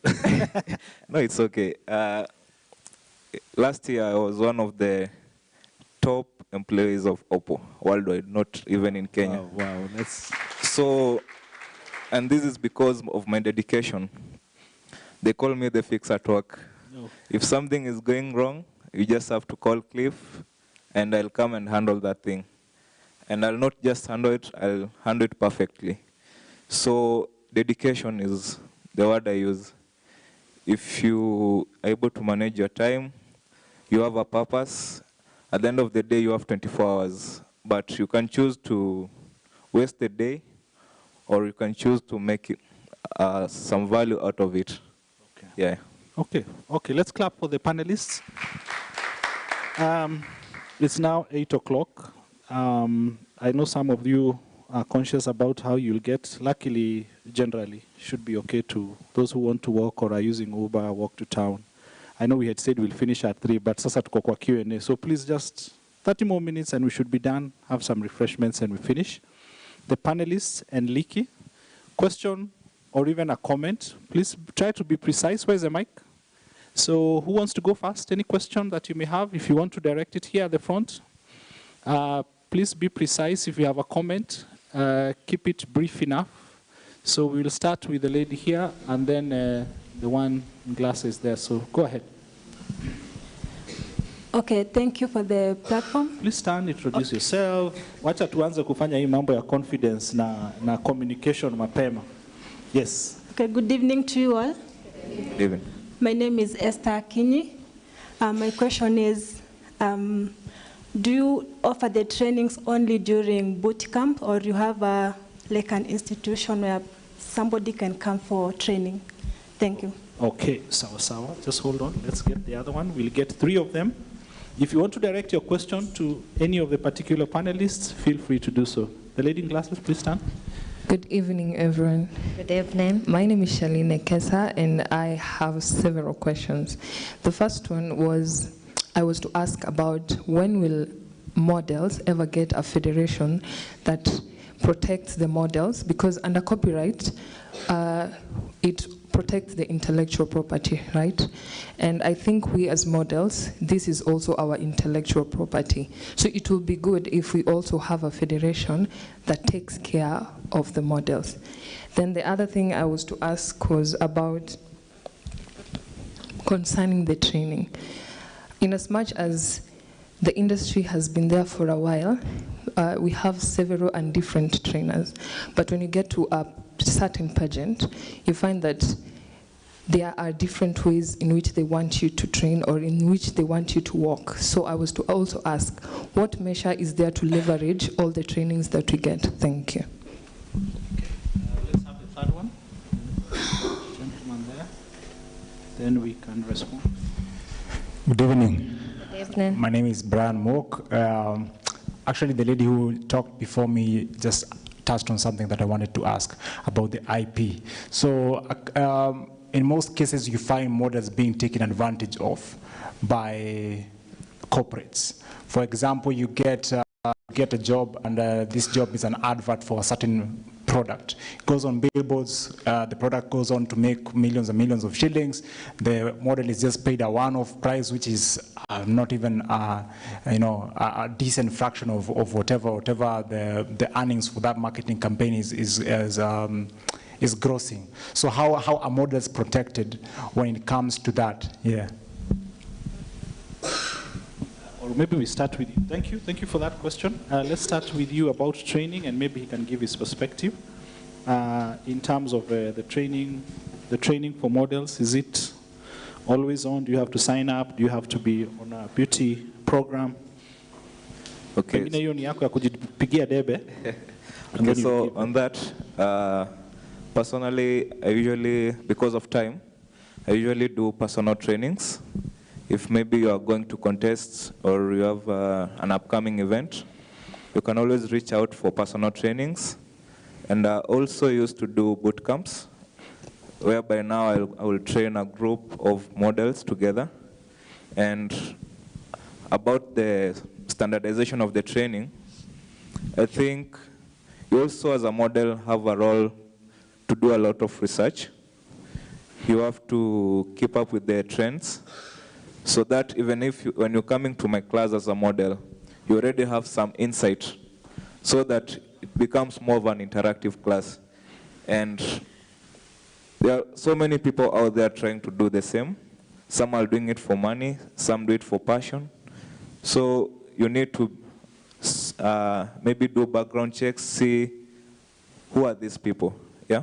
Okay. Yeah, because at the end of the day, like, something like a step and turn will always be a step and turn. If someone comes and tell you, do it this way, if you have some insight, you'll be able to ask some question and see, yeah. Okay. About the training programs. You're asking if we train, if I only train at the Miss World Bootcamp, right? No. When you introduced me as the CEO for Modeling 360 by Odado Kelo. So even this month, when the schools are on session, we are going to have like a 1-week program. So you can like my page for you to know when the trainings are there. It's called Modeling 360. Modeling 360 mentoring program by Odado Kelo. That's my personal, that I do training outside of the Miss World Bootcamp because it happens only once a month. The other question was how we have different trainers. That you asked that. How can we put a standard? I mean, everybody has been trained by someone. There are people who just look, copy, and paste, but they don't know. Like he said something like step and turn. There's nothing like step and turn. It's called a half turn. There's a Paris turn. There's a full turn. There's a projection, and there's ascension. All these are poses. There's a teaser. But somebody might learn it on the internet and say they are stepping and then they are turning. And then when they come to teach you, they'll tell you step and turn until you reach my bootcamp and I tell you do a half turn and then you don't know what it is. So I think as we get more people trained, we are going to have it by the book. But at the end of the day, you don't have to walk like anyone. The goal is basically for you to have your signature walk so that when we see you, we know that one is so-and-so. That one is so-and-so. So some of the models who actually come to my boot camp, I can tell who I'm training on a Cliff, who I'm training on a Eve, who I'm training on a so-and-so, because they try to copy your signature. So there's so many ways to do it, so long as it's by the book. Okay, great. I hope those questions, just hold on. The third question about modeling. Liki, maybe you can answer. Please stand there so that you can answer about models being taken advantage of, agencies, client, budget, or maybe you can stand this side so that the cameras can get you properly and everybody can see you from there. Hi. Hi, everyone. Those who came late, my name is Liki Odera, and I love modeling. I do it for passion. Now, the question that the gentleman asked about taking advantage, this goes back to his question about, can I do it as a model alone? Now, what has happened is, when you go it alone, people will take advantage. And most of the blue chip companies, the EABLs, the Safaricoms and stuff, will not give you a job when you walk in and say, I'm a model and I want to do this ad. They'll want you to have an agency. Now, before they get to modeling agency, there's something called advertising agency. Now, one of the leading advertising agencies in Kenya is Scanad. Now, before you go to Scanad, you have to be in a modeling agency. The modeling agency will be called to bring in a cast, and then they'll do that. Now, there are a lot of other companies that are coming in, so probably they just say, hey, nilikuwa na dem mzuri, just get that girl to come and do the advertisement. Now, what's going to happen is they'll take advantage of you, and there's nowhere you're going to take them because you're individual. And they probably, if you misbehave, then there's no manager who will be able to follow up your contacts. So again, somebody who's taking advantage of you is not professional first as a company. Now, number two is we have very many briefcase agencies. I'll go and say, I want 2 million for this model because of this brand. First, it's alcohol. 2, it's condom. 1, I'll take that beating because I've done a trust condom from different people. There's some religions that do not believe in condoms. There are parents that say you're still too young to do this. So again, because I've agreed to be paid, I have to be compensated for that. Now, somebody said, the question was, the company is making so much beyond what you're giving. Now, for example, most of the ads, you'll be contracted for 2 years. Then they renew it. When they're renewing it, probably you'll be paid 75% of what you're paid before. Some of you do not understand that.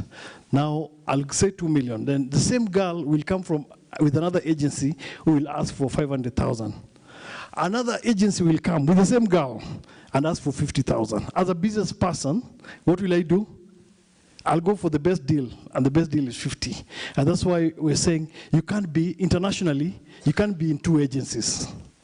A good example is you can't play for Arsenal and play for Manchester the same season. You must be paid off or bought off from that agency. Now, it brings us back to the lady's question where the association that will help us manage our affairs.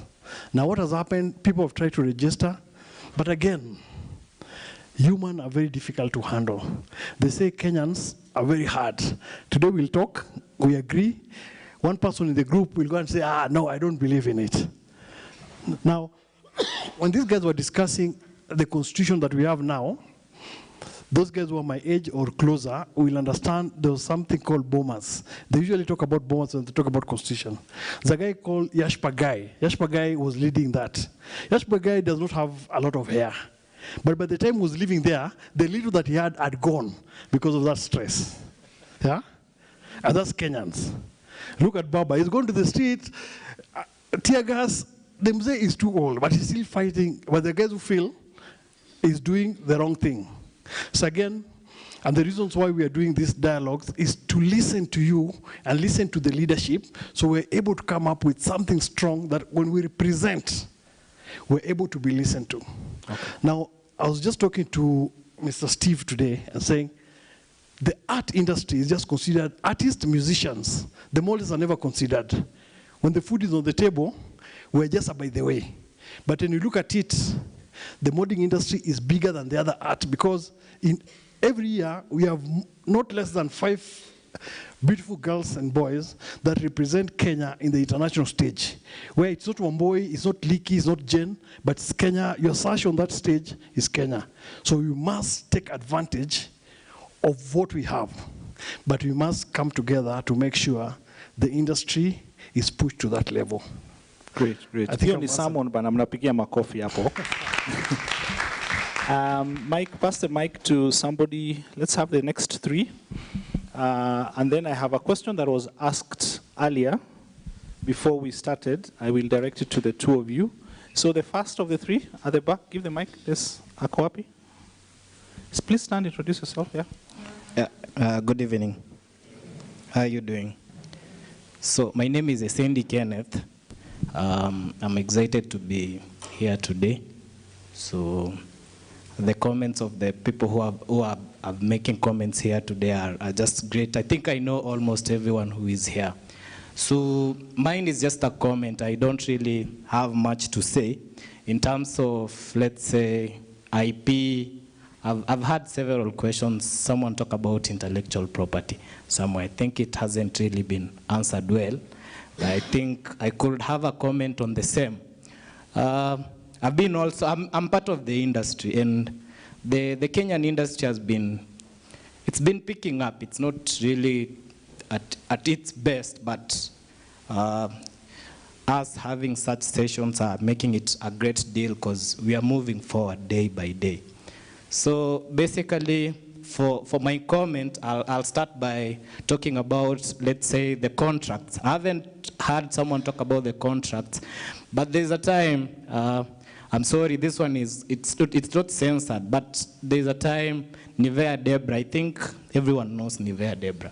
So Nivea Debra calls me someday, and then she tells me, hey, I have a deal. So she already signed the deal, but looking at it, it has discrepancies, right? So by the time she's reaching out, they've already made the deal and she's already signed it.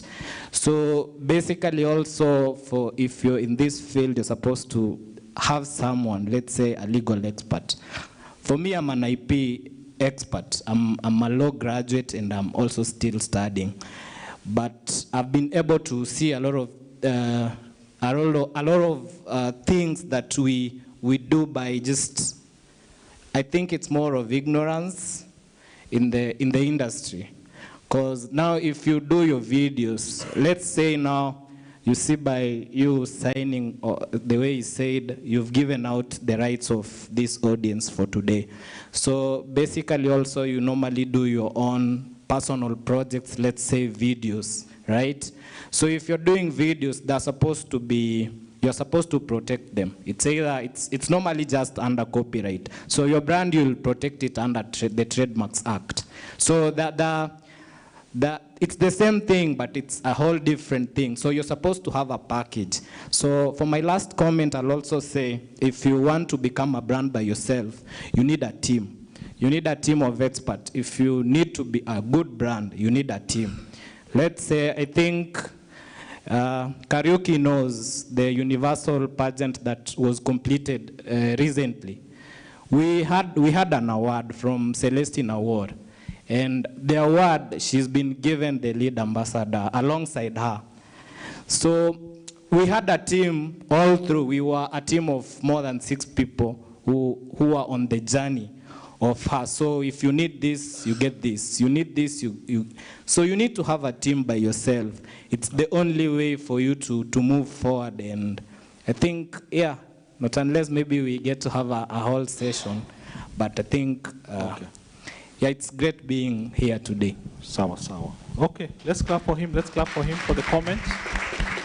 There's a lady in black there, and was there someone at the back? We have, give the lady. Was there nani? Watatu wako wapi?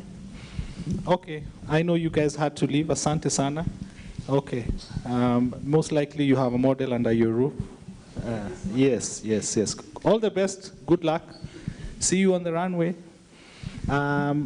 We have that, and then we'll have, definitely, when you walked in, I know you're a model, definitely, yeah.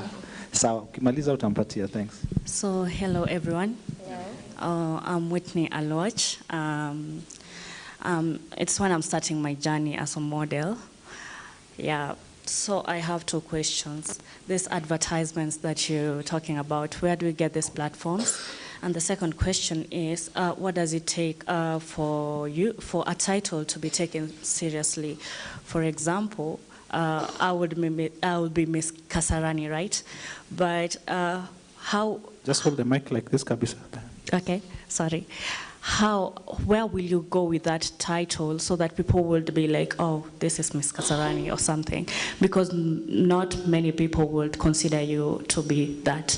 As in, how can you get that title to be so serious as for Miss Kenya and the rest? Thank you. Okay, good. I think we'll come back to you guys to answer that. So that was a question on how do we get to use the title. Go ahead.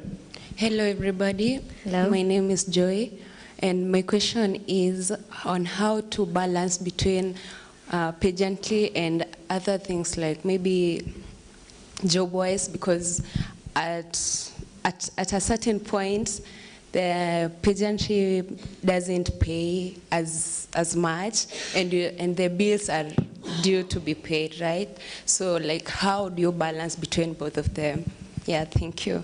Okay, the last question, then we get to some answers. The gentleman, Asante. Good evening. Okay. My name is Wayne, and my question is, as we start out, you said it's good to be backed by an agency. So how do we reach out and get the agencies and get signed? Okay, Asante. So we get the comment. Anybody who maybe wants to respond to her question about how do you make, you have the mic? I think I'll give you because you're right square in that space. Sash, Unajua Sashi na represent sasa. You know, we've been to some of these spaces, and you know, some of your models. You know, you work with it. Sometimes even the crown. So how does it have impact? I think that's the word. Yeah, so good question, especially when you're starting out. As Mr. I think maybe, I don't know if you found Mr. Leakey's presentation, but he gave a list of, pageants that are, they started with Miss World only, but now we are to more than 50 pageants. At the top we have, for example, Miss World Kenya, and then we also have Miss Universe, Miss Tourism, Miss Earth, but also somewhere in there we also have Miss Club whatever, something, you know? So it's up to you, as I said, once you have that purpose, you know, where do I want to go? Once you have your purpose, then once you start doing your research, you know, I want to get aligned to Miss World Kenya because I have a purpose and I want to do this and this. Or if I'm an environmentalist, I'm getting into Miss Earth. Or if I want to, once you know your purpose, it's easy for you to know what impact you want to make in the society. Again, you don't have to do something, you know, so big. As he said, he did a bridge that is still there, and he will go, that will be associated to his name. That's the impact he did. So the sash, you have to give your sash power. You know, as I said, the sash, the title gives you power. It gives you a voice. That voice is your power. So what value are you adding? I would rather forget my national ID than leave my sash. Because if I remove the sash, they'll know, go look, okay, she's saying she's Miss Tourism Africa. They'll check, oh, she's the one, you know?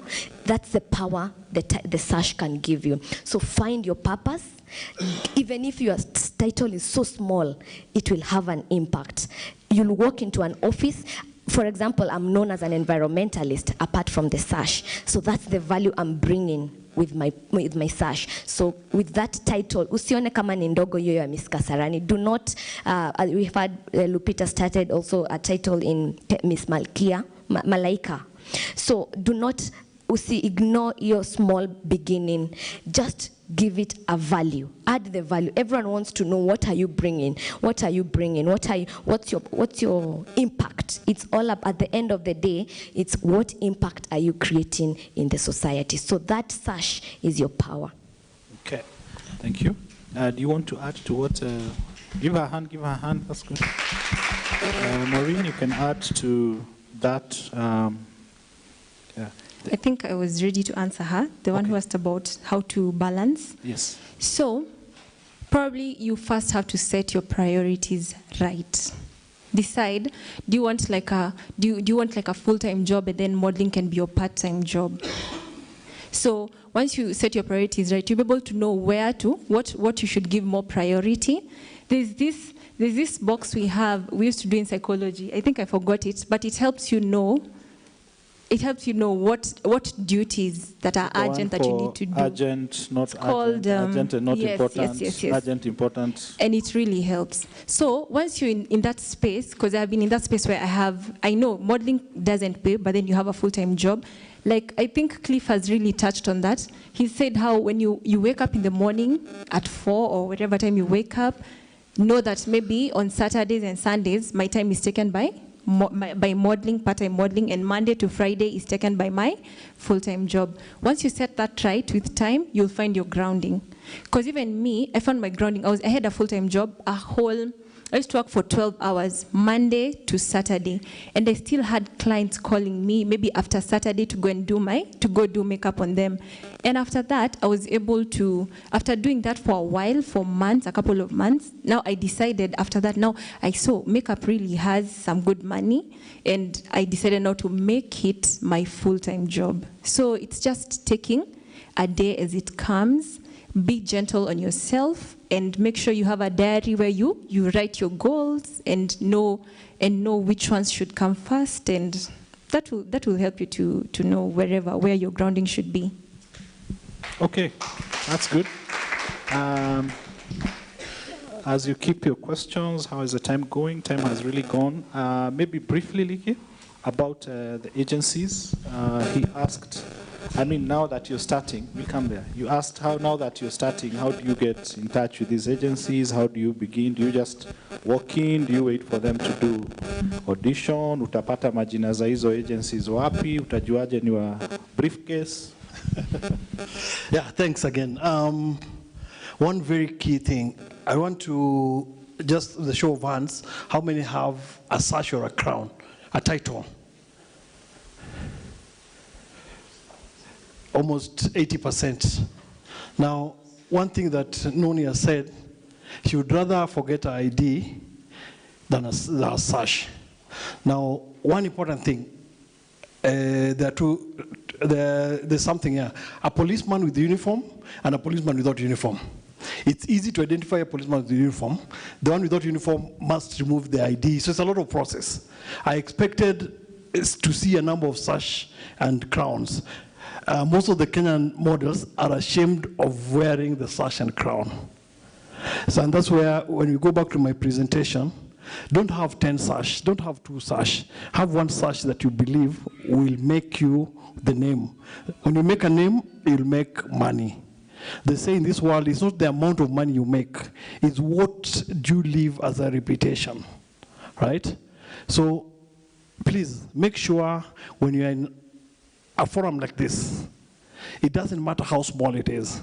There are people who've had small titles but have made it to be very big. For example, Madam Cecilia Mwangi. She's known as one of the most active Miss Worlds because she did the Jiga project. It wasn't about the Jiga. She did the Jigas 2 years after the Miss World. Now, one of the things that people forget, like the American president, there's never a former American president. It's President Barack Obama. For those guys who've done journalism, it's the same thing with the pageantry. If I was Miss Kasarani 2023, there will never be another Miss Kasarani 2023. So you must handle that title with a lot of care. Now, to answer the gentleman's question, if you're interested in whatever you're interested in, I want to play for Gor Mahia. I must try and find out what ways to get to Gor Mahia. Now, one of the biggest agency in terms of advertising is Versatile. Now, Versatile has like 5,000 models. By the time you get chosen to do an ad, you must have worked very hard, because already there are guys who've been there, so it's easy as an agent. Why should I go and look for number 499 and I know number 10 is what the agency is looking for? Again, as a starter, why do you want to go and compete with the big boys? I want to get to Manchester. Why don't you go and start with small teams? Okay, let me not call teams because I might. Anyway, why do you want to go and start at Chelsea? Why do you want to start Manchester or Arsenal, who are big boys? Go down to Chelsea, find your way up. So there are a lot of agencies like, I think Odada or Mageto said, find their background. What has this guy done? For example, I was part of the judges at Nairobi Festival, and I saw, in fact, the male models were doing some things that I've never seen. There's something that they do, they reverse, then come back. My God, then I was... The ones you're saying, they are dancing Dombolo. Yes, they go and move. For my 25 years and above in modeling, there's nothing like that. Somebody said, oh, my trainer said, there's a Kenyan way of catwalk, and there's international. There's no way you can say there's football, Kenyan football and international football. Catway is universal. So please, before you get to agency, there are a lot of, for you, like I said, we were not lucky to have online. So you could not Google, you could not do YouTube. Just easy, go and Google Kenyan agencies. Then check what have they done before. There's some guys who are not very loud, but they're doing a lot of advertising, chini ya maji. There are guys who are very loud because they want to take your 2,000 to register. 1 year you're in that agency, you haven't been called even for auditions, then you start blaming agencies in Kenya. Please, you've not done your research.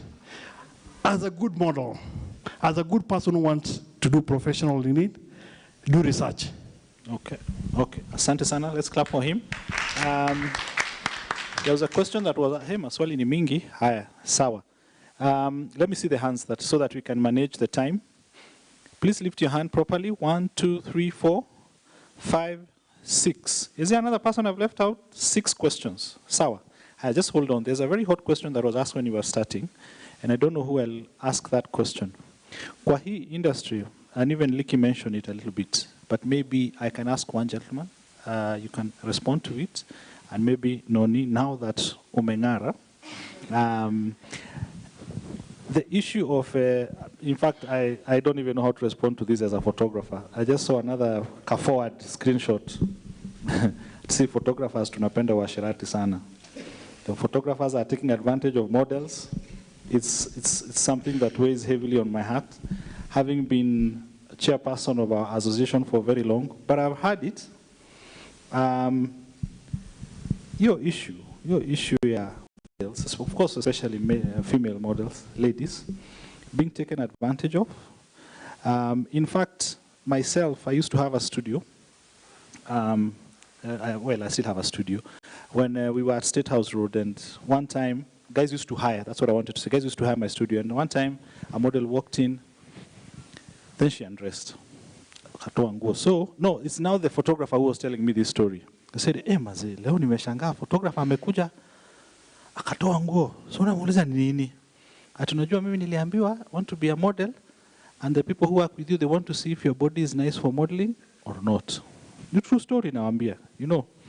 And I was like, who are we dealing with? So, what next now? Is it true? Well, it's true and also not true. It's not true for every other pageant that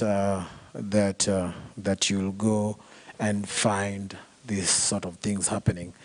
I've been in Miss World for 20 years now. One as a model, and I think 6 years or 6 years to 10 years as head of training.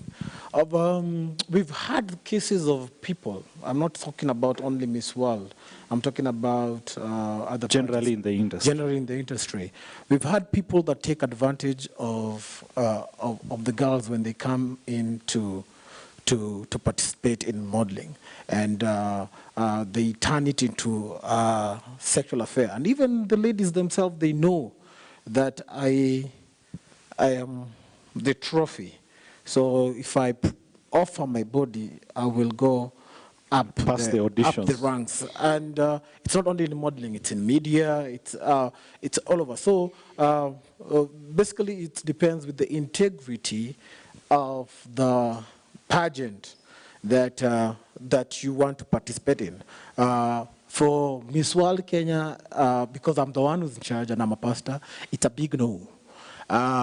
I'm not saying that they've not offered, and those girls who because they are watching, who have offered themselves to me so that they can get ahead of others, they know it's a big no. And I'm proud saying this. But I don't know for other pageants. In Miss World, you will not give out sexual favors for you to get a crown, for you to win a challenge, because we have the top model challenge, we have the fitness challenge, whatever challenge it is that we're going to fast track you to the finals, that one is a basically no. And I know that one also applies for Miss University, where Lick is ahead. So sometimes when you're going to do some of these pageants, find out who's at the helm of it, and what is it that they ask or they want to get from you. It doesn't matter how many naked photos you will send, I will ignore them. It doesn't matter. Of course, people usually say, oh, kuna hii, kuna ha, but those people who have approached me with that agenda, they have a testimony. That utume uchi, utume whatever, it will not sail through. You are going to win, and you're going to win squarely and fairly in front of 12 panels of judges. It's your work that you put in. So this thing, don't worry about it so much. Go in, if they start demand for these things, leave that Miss Kangaroo, Miss World, because nowadays they're all there. There's Miss World, there's Miss this club, and what do they represent to you? Come to structured beauty pageants, whereby you are going to be judged by what you put on the table, and not your tushes. Okay. Good, good. Let's clap for him. I think the thing for sexual favors cuts across the board. It could be a bit more rampant in some spaces, but I think even getting jobs, simuliona documentary at BBC, some tea companies, it's across the board. So it is important for you as a person to know what are your value, what are your ideals, what do you believe in, and they said every action has got consequences. If you choose to do that, they actually say, if you do what by the sword, you'll die. So if you start on that line, you also have to live on that line to maintain whatever it is that you've been given. You'll be taken advantage of, you'll always be giving yourself so that, but anytime you earn something on merit, nobody can take it from you. Even if you are unfairly defeated or you don't achieve what you want, as long as you live on merit, you will sleep and snore. But if you know that you've chapad corners, you'll always be looking over your shoulder, you'll always be, counting sheep, trying to sleep, and things like that. I want us to increase the pace of the next session so that we can finish. Sorry, Mr. No, wait. There is here. Yes. Sorry, yes. Okay, yes. Maybe to Briefly, add on that from another perspective also of a model. Okay, let me start also first. She complimented my makeup. It's from Vera Beauty College, who is the franchise owner of Miss Tourism Kenya, under the leadership of Ambassador Alice Kamunge. So I've been under her guidance and mentorship for a long time, since 2018 when I got into Miss Tourism Embu County, all the way to Miss Earth Kenya, then now Miss Tourism Kenya, going to Miss Tourism Africa. And when, as I said, you have to know the people, as he has said, who is at the leadership of what you want to get aligned to. If you go to Miss Club, this one, then there's something you're going to, it should not come as a surprise when some of these things start coming up, So it's very important to know, to do your research and know this organization that I want to get aligned to, what's the reputation? Because then you become like, if once you win, you are the brand ambassador, you are the face of that. So if it's known for the negativity, that's what you are at the front. Kwanza wende unakasa wende mkali sasa wa hiyo negativity, because you won, So again, it also comes down to you as an individual, your discipline. Mr. Leakey said the sash, and I'm also saying the sash will open the door for you, but it's your discipline that will keep you in there. As he said, you're going to dine with kings, so it's your discipline that will keep you in there, and nothing should not compromise. It's not worth it. If it's above your means, don't go for it. If you can't leave it in your means, achana nayo, don't compromise for it. Again, there's been stereotypes for a long time of this industry. So we are supposed to be at the front of fighting those stereotypes. When you get into a room as a beauty queen, they first see your beauty. So we have to work twice harder. And also for the men now, they'll see the body. You have to work twice harder to show them there's brains. I have a project, I have this and this value I'm bringing. So don't compromise. Discipline will keep you in there. Patience will keep you there. I think, let's give her a hand. Where's the mic? Where's the mic? The mic. Let's start at the back there. You have to decide, kama unataka tuku, you will trend because you met the president or because of a sex tape. Which one do you want? Things like that. So let's start. Keep your question brief. I'll also ask our panelists and anybody, if it's a comment, keep it brief. I may start cutting people now, interrupting, so go ahead. Hello, everyone. My question is pursuing this career of modeling limited to age and body size? Because I think until recently, Miss Universe moms could not contest. I would like to know that. Also, do you train kids, and could you share how much? Thanks. Okay. Who wants to go? Modeling is not limited to age, depending with what type of modeling you're doing. There's high fashion, there's catalog, there's print, there's fashion modeling. So it depends with what you want to pursue in the modeling career, because beauty pageants has age limit. For Miss World, it's 17 to 24. For Miss Universe is 18 to 27. So body sizes, again, different modeling agencies, I'm trying to answer real fast. Different modeling pageants have different sizes. For Miss Malaika, it was for the African body, so we had up to 38, 40, it didn't matter. For Miss World, it's 36, 24, 36. So, and also Miss Universe, as Licky said, that's the reason why it's good for us, some of us, to come early, because some of these questions that you're asking were already tackled. Every game has its rules, and that's the same thing with every pageant. It has its rules. So you cannot be 28 and try to do Miss World. But modeling is not limited to pageantry. There is high fashion. We have people who are in the 40s, in the 50s. I saw Imam, who's now, I think, is in the 60s on the runway. So it's not limited. So long as you keep your body fit and you still present value, you'll still be working.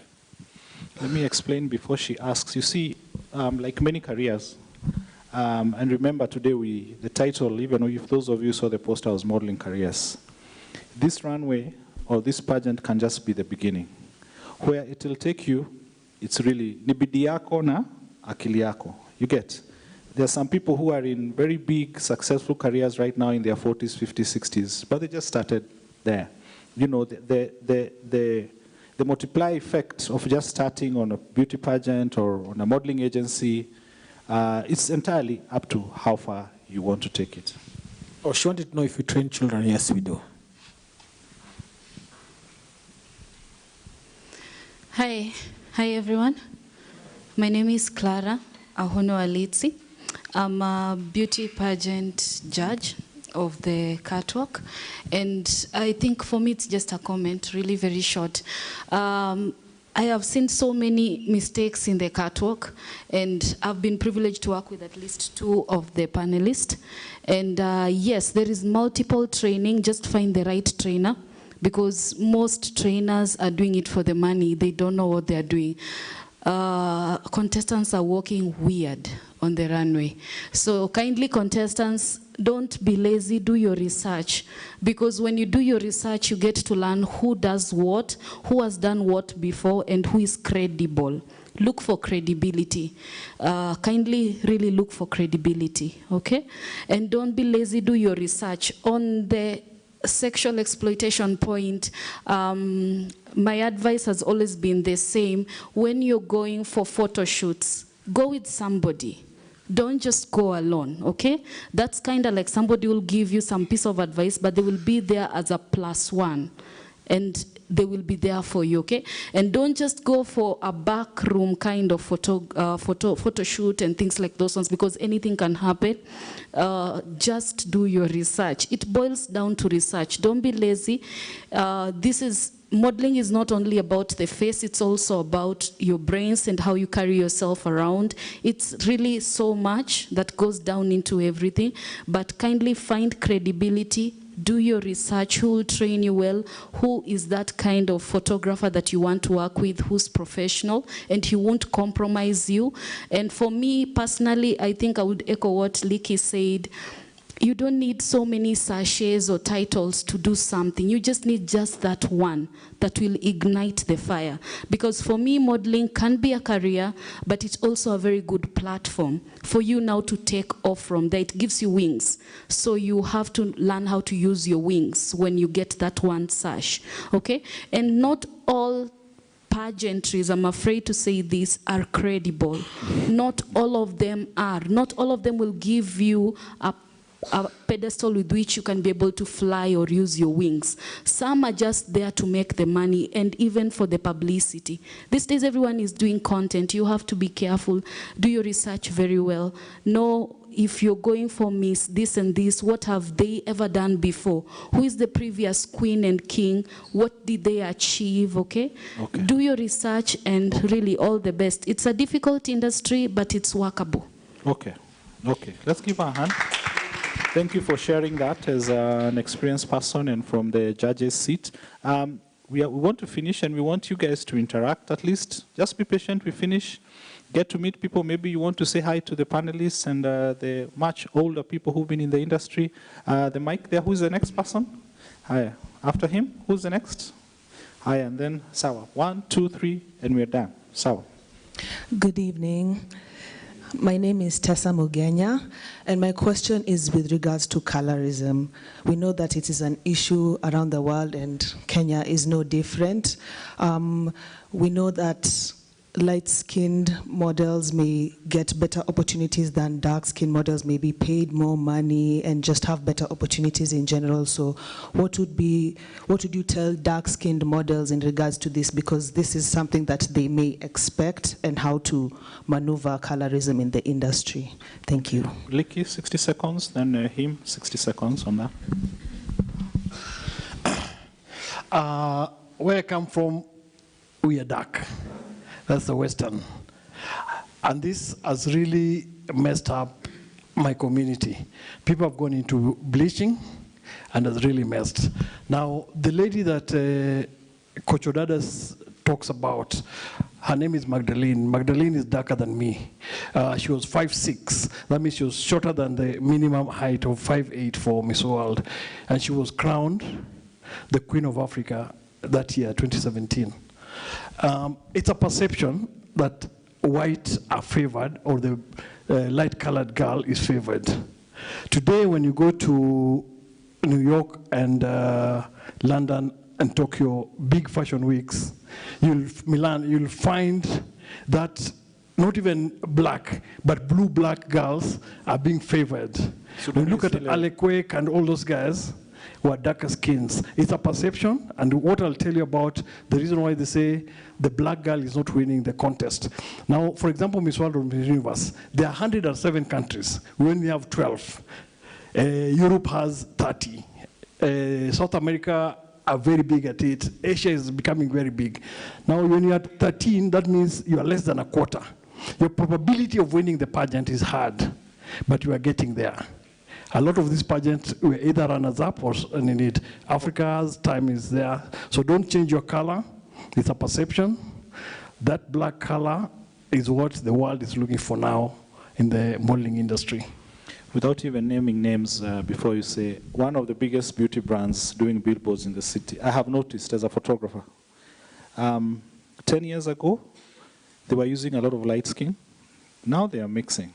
It's a journey, and I think everybody is appreciating your comments about her question, if you have, colorism. Then we go to the other one. Okay, just to add on what Leki said, it's a perception. So at the end of the day, it's about what you offer. What is your factor? What are you bringing to the table? That is what is going to give you that job. Not your skin color, but what you offer. What extra thing do you have as a talent? Yeah. Okay, past there was two of you there, and I think we'll be done. Haya, hata wewe umepata swali sasa, sawa. 1, 2, 3. Let's have all the questions, and then we have the answers, and we will end up. Hi, everyone. My name is Dadson Rwamba. Hold the mic. Hi, guys. I'm Dadson Rwamba. So I would like to pass a vote of thanks to the panelists, especially my former coach, Cliff Mageto. So for me, I was timid and also, let's say, an introvert when I came into modeling. But I've been able to use the skills I gained into other activities. Currently, I'm a chess coach, international chess coach, and a chess player. So I've also been able to run a chess club and academy. So I would like to encourage young people, my fellow models and designers, so on. So when you get into modeling, make sure you gain a skill. Don't come for a title or money, because, like for me, I never gained many titles, maybe 2, and a few coins. But through chess, the skills I gained, I've made a lot, I've traveled, and so on. So thank you, Cliff, and all the panelists for the ideas and advice. Thank you. Yeah, great. The gentleman next to you. Asante sana. Huh? Thank you. My name is, I'm having a cold. My name is Teddy Warrior. I'm very privileged to be here today. I flew from Kisumu to come and attend the launching of the Taifa 1. It's supposed to be launched today. It's a satellite, but they're going to launch it tomorrow because of inclement weather. But what I want to say now is because I think it's important for all of you here. I am a mentor to Derek Banga, so I'm very happy he worked with you. I'm also a mentor to Cliff Mboya. So I'm very happy that he also worked with you. And so for me here is just to try and create some opportunities for the people who are here. I come from Kisumu in a place called Nyakach, and my mother came from a place called Seme, and I went to school in the States. I went to Bard College and I went to Princeton University. Right now I run a company called Africa Stalking, together with with our lead founder and CEO Sam Gikandi.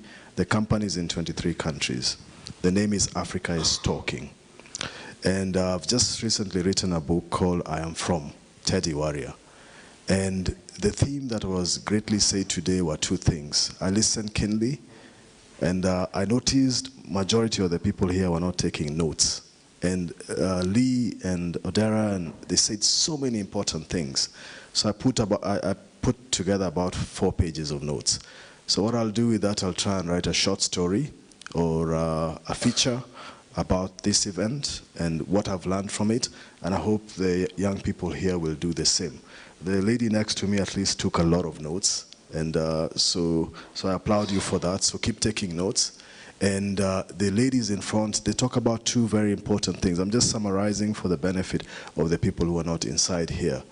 They kept on talking about identity and image. Identity and image.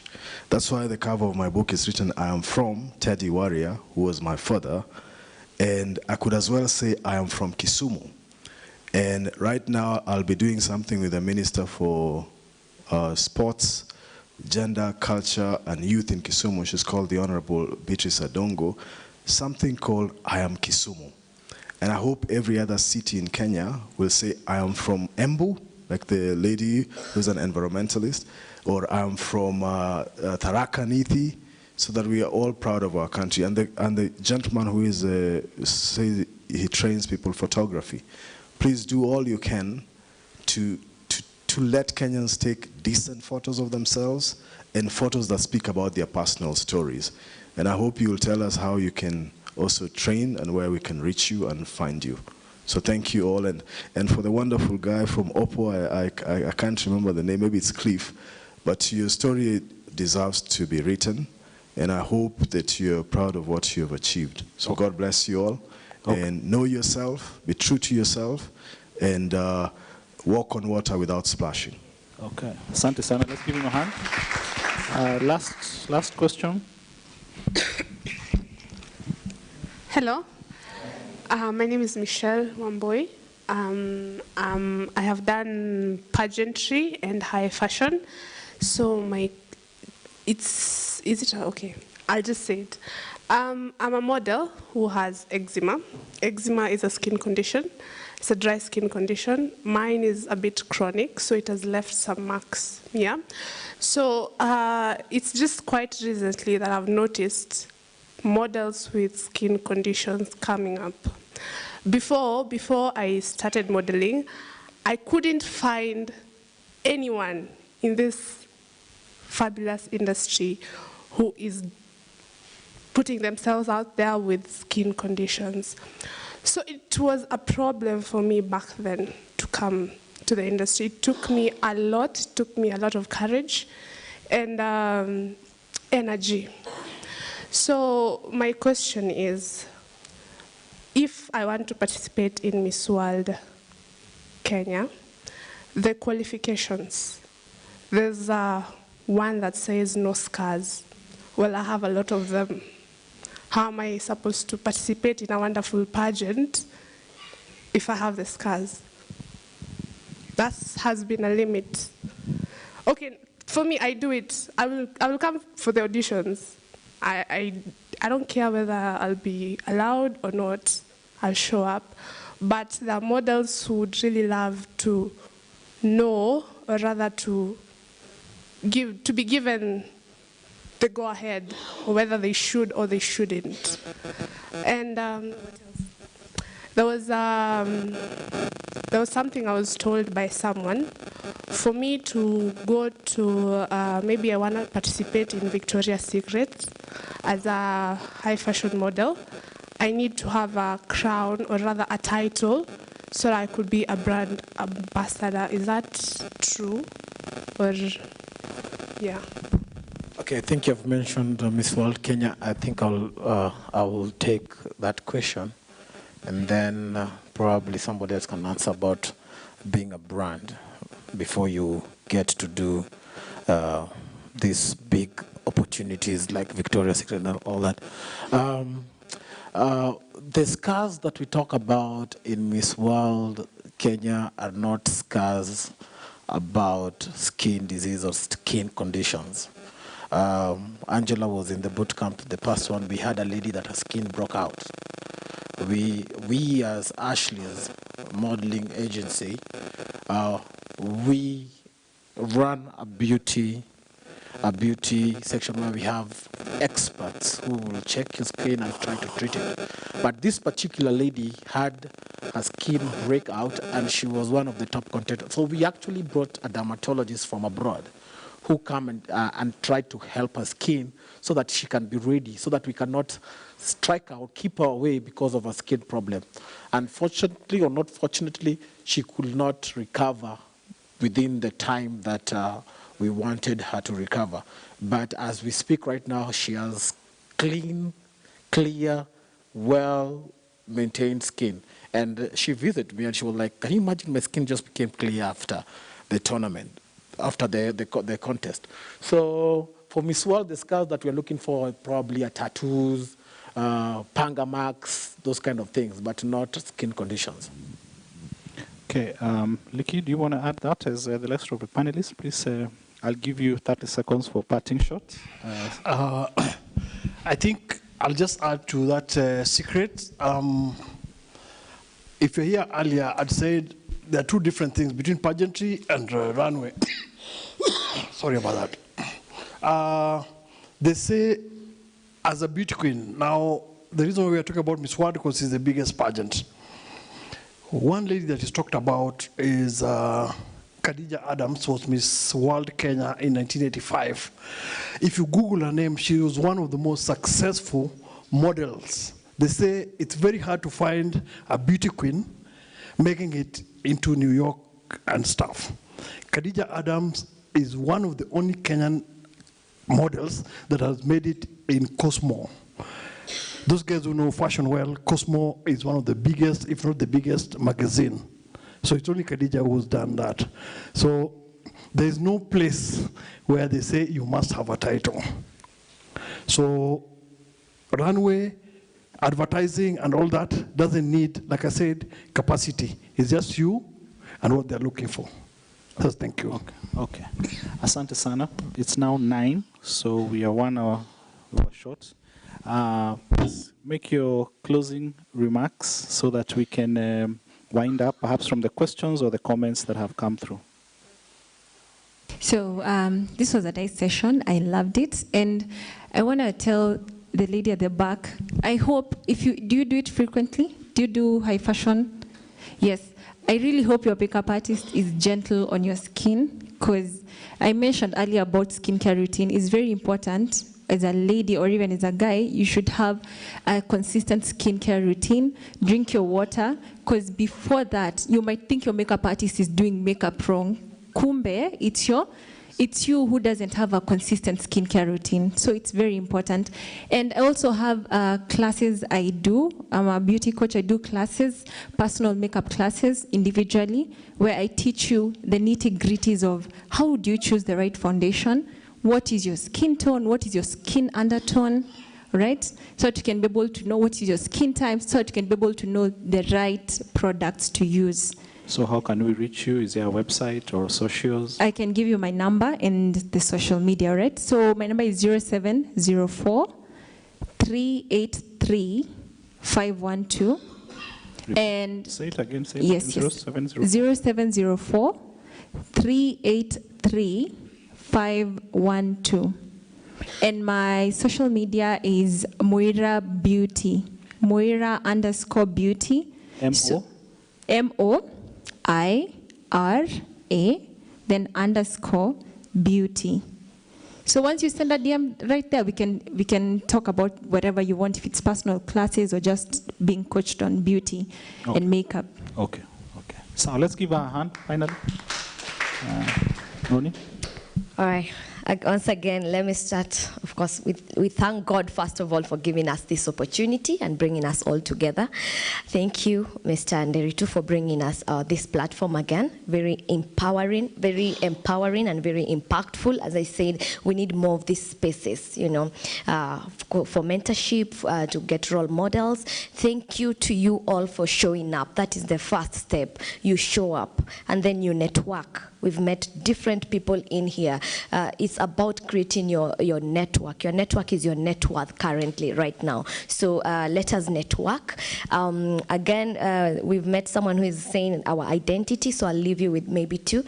Find your purpose and then have patience. So once you find your purpose, then you get direction where you want to go, and then your patience will give you discipline. As you wait, it will give you discipline. It will help you grow and mature into what you want to be. And again, I'm here, we are all here as living testimonies that nothing is impossible. You've all heard our stories.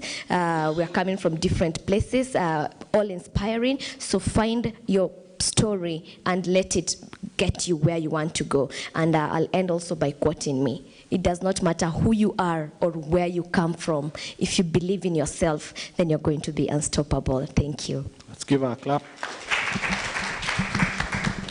Well, it has been awesome to be in your midst today. I think my part in short is going to be basically as a model. You're a brand. And if you're a brand, you have to look the part. I hope next time when we come in here, we're going to see a lot of tiaras and a lot of sash and look like a model. I know Likiodera, most of the time he likes his leather jacket and jeans, but today he put on a suit. I have seen him even gone for big presentation with a leather jacket. But when he came here, he decided to put on a suit. So next time, come looking like a model. Start branding yourself right now. As the lady asked a question like, high fashion and pageantry, and should I get a title? I am sorry it works like that in Kenya, because many people with the sashes, they stand out than people who are not in sashes. But most of the models who have made it big in high fashion, they were spotted out walking outside Java, walking in the street. So if you look the part, there are scouts everywhere. There are scouts everywhere. Photographers are scouts. People come to photographers and say, we are looking for a model who look like this, like this, like this. And some of you, it's basically how you branded yourself. Nobody is noticing you. So make sure it doesn't matter if you're going to catch a matatu. It doesn't matter if you're walking in town. Put on your heels. Be proud of who you are. You are a model. I'll finish by saying the circumstances that surround a man's life is not important. How you relate and respond to those circumstances, it's what's going to determine whether you're going to win on the top or at the bottom of the food chain. So keep pushing, keep fighting, and keep standing out. For those people who want to be trained or have somebody who wants to be trained or somebody who wants to participate in Miss World Kenya, my number is 0722 441511. Just 0722 441511. My Facebook account is Odada Okello. You can inbox me, and we can carry out from the there. agency, the 361? Modeling 360 is just basically the way it is. Modeling 360 by Odada Okello. You'll see my picture there.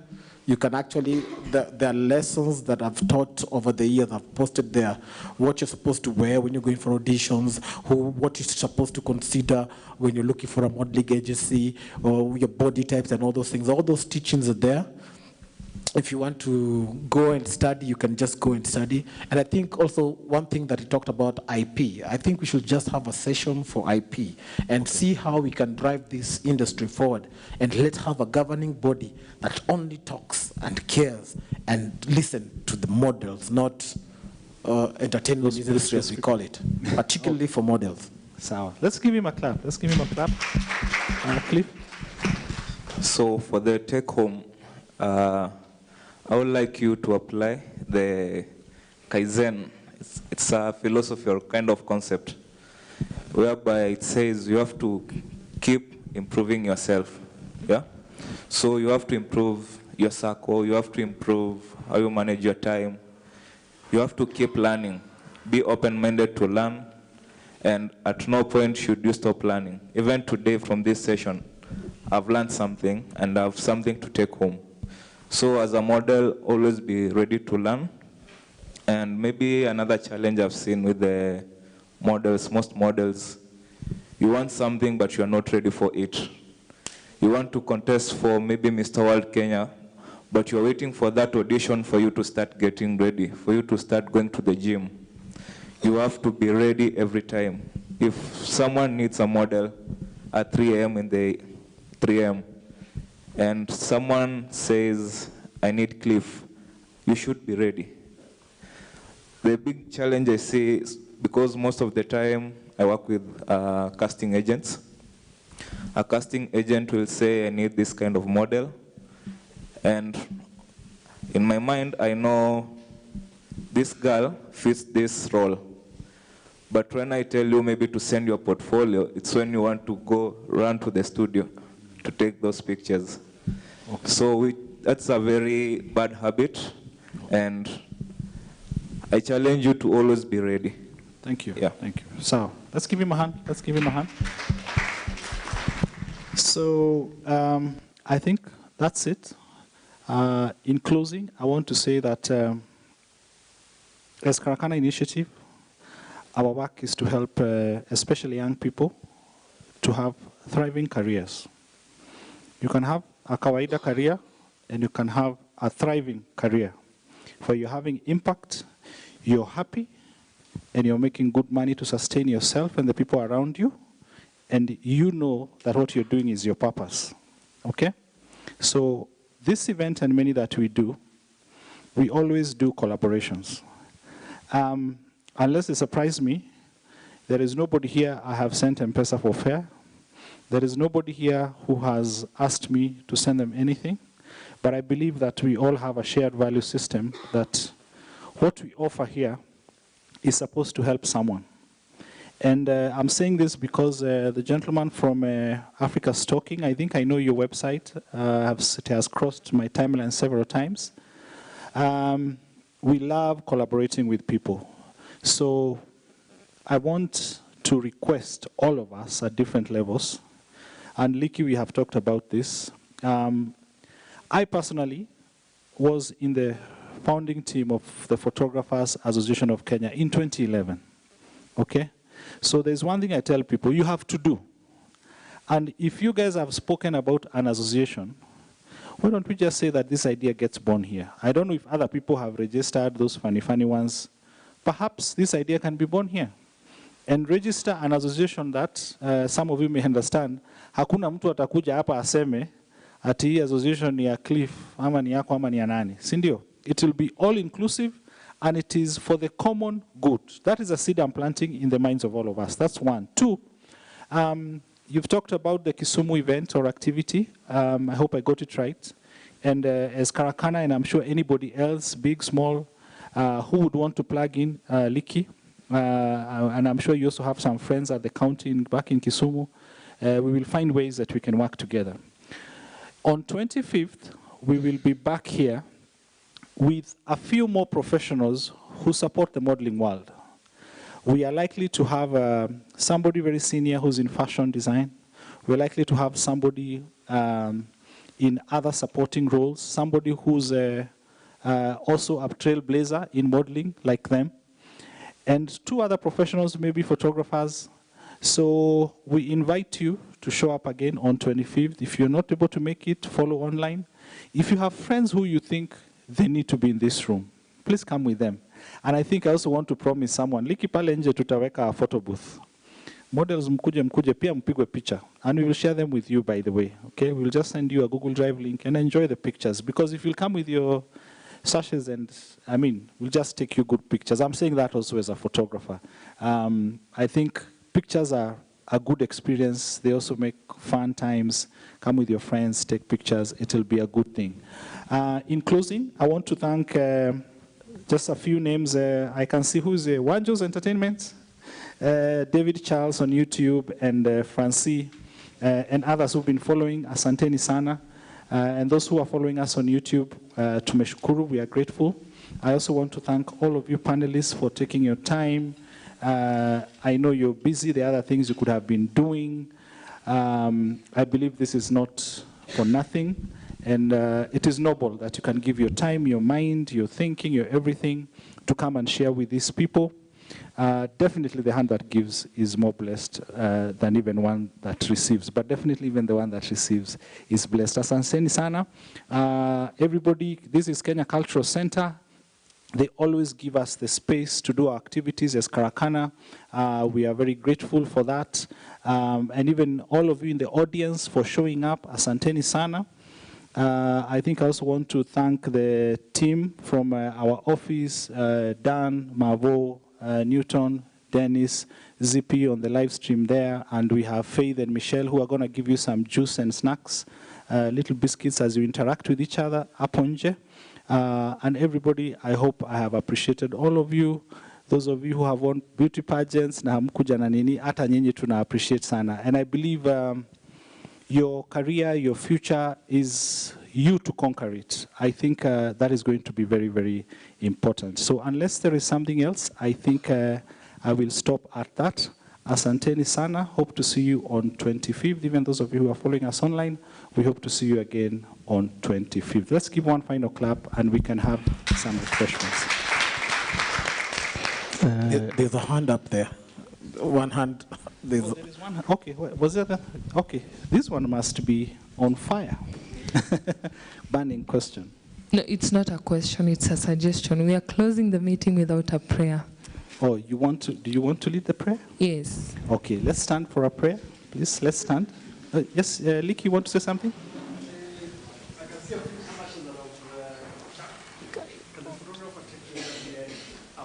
Yes, we'll take some. The photographer will be around. We can take some pictures. Feel free, even those who have. Yes, now I can see. Kumbe, certainly kwa mfuko. You have the mic. Please request also the gentleman who flew from Kisumu, who's the mentor for Africa's Talking. Yeah, please join us, because he's taught those who have taught us. Yes. So let's please recognize him and appreciate him for actually being in our midst. And maybe we can have him in the panel, so that he can teach you some of. Did you hear how he speaks? Yeah, so some of these things are things that you need.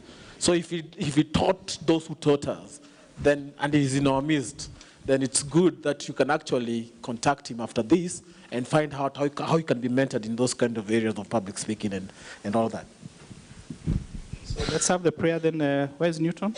We'll have some pictures, and also the snacks are haponje. Thank you. Okay, let's bow down for a word of prayer. Our dear believing Father, we come before you this evening, thanking you for the gift of life and for the gift of one another. We thank you for the knowledge that has been shared here, and we pray that we will put it into practice. As we are departing from this place, we pray that you may give us a safe journey back home, and when we shall all reach home safe and sound, all the glory and honor shall be back unto thee. For it is in Jesus' name I do pray and believe. The grace of our Lord Jesus Christ and the love of God and the fellowship of the Holy Spirit be with us now and forevermore. Amen. Thank you. Thank you very much. Newton?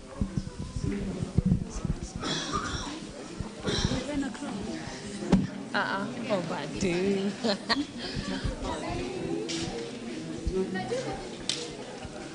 Many nights.